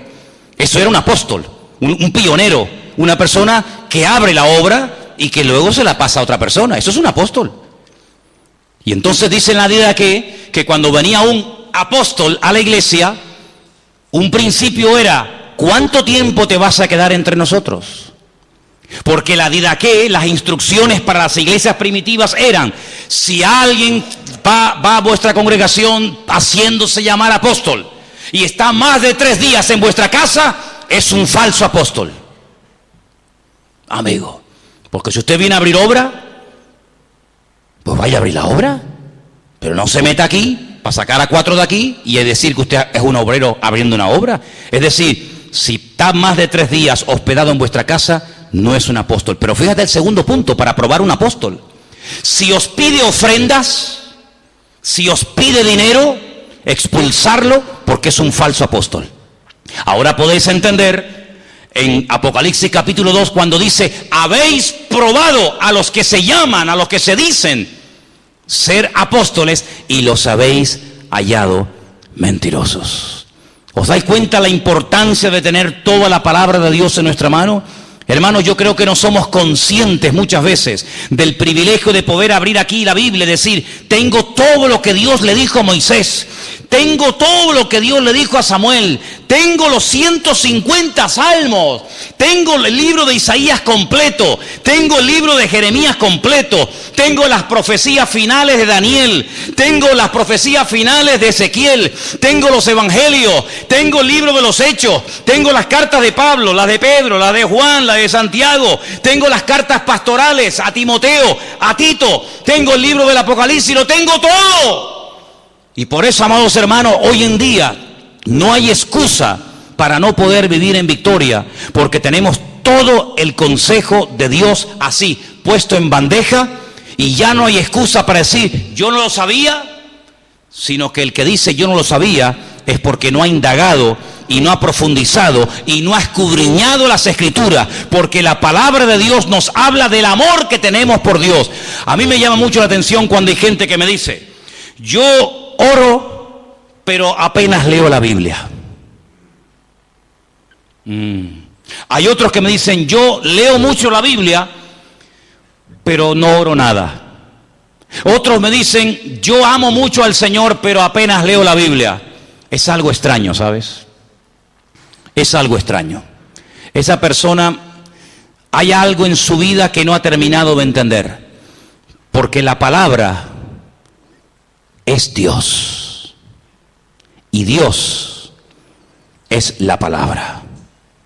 Y cuando separamos una cosa de otra, no hemos entendido que para enamorarnos y conocer cada día más del Señor, nosotros que no somos como los discípulos que caminaban con Él y viajaban con Él y comían y hablaban con Él visiblemente, sino que estamos en otro nivel de relación con Dios, nosotros conocemos al Señor fundamentalmente a través de las páginas de su palabra. Por eso el que ama a Dios, no el que cree en Dios, el que ama a Dios es un amante de la palabra de Dios. Es una persona que venera la palabra de Dios. Es una persona que devora la palabra de Dios. Y una persona que lee la palabra, la conoce y la escudriña, va a terminar enamorándose de Dios. Porque el Dios de la palabra y la palabra de Dios es el poder más grande que Dios le ha dado a los creyentes del siglo XXI para que podamos vivir todos los días de nuestra vida en victoria. ¿Cuántos dicen amén? Y además de todo esto, y termino, no solamente conocemos a Dios a través de la palabra, sino que hemos podido y podemos tener una experiencia personal, no colectiva, sino una experiencia personal con el Dios de la palabra a través de Jesucristo. Y cuando lo conocemos a Él, el autor de la Escritura, pues la Biblia dice que pasamos de ser intelectuales de la palabra, gente con un conocimiento tremendo de la palabra, pasamos a poder tener el título de hijos de Dios. ¿Cuántos dicen amén? Que no se pueden engendrar a través de relaciones hombre-mujer, mujer-hombre, sino es un milagro que se produce cuando la semilla de la palabra de Dios es sembrada en tu corazón. Y esa semilla, ¡pam!, da un fruto en su momento. Y esa semilla siempre te acerca al corazón de Dios. Por eso siempre digo una cosa y termino. Si quieres verdaderamente crecer, si quieres verdaderamente madurar, si quieres verdaderamente tener una firmeza y una estabilidad en la vida, métete en la palabra de Dios, porque la palabra de Dios es lo que le va a dar consistencia y solidez a tu relación con el Señor. ¿Cuántos dicen amén? Vamos a orar. Cierra tus ojos, ahí donde estás. Cierra tus ojos en esta tarde. Bendito sea Dios. Amados hermanos queridos, los griegos hablaban de el logos y no tenían ni idea lo que estaban diciendo. Los griegos hablaban de ese diseñador, de ese creador. Los de la alabanza pueden subir. Pero no tenían ni la más remota idea cómo definir a ese logos. Nosotros no tenemos ese problema, porque nosotros sí podemos definir y hablar de Él, porque Él es nuestro Dios, Él es nuestro Señor. En la Biblia las relaciones de padre a hijo, de hijo a padre, no es de esclavo a siervo o de siervo a esclavo. Jesús dijo: ya no os llamaré siervos, porque el siervo no sabe las cosas de su amo.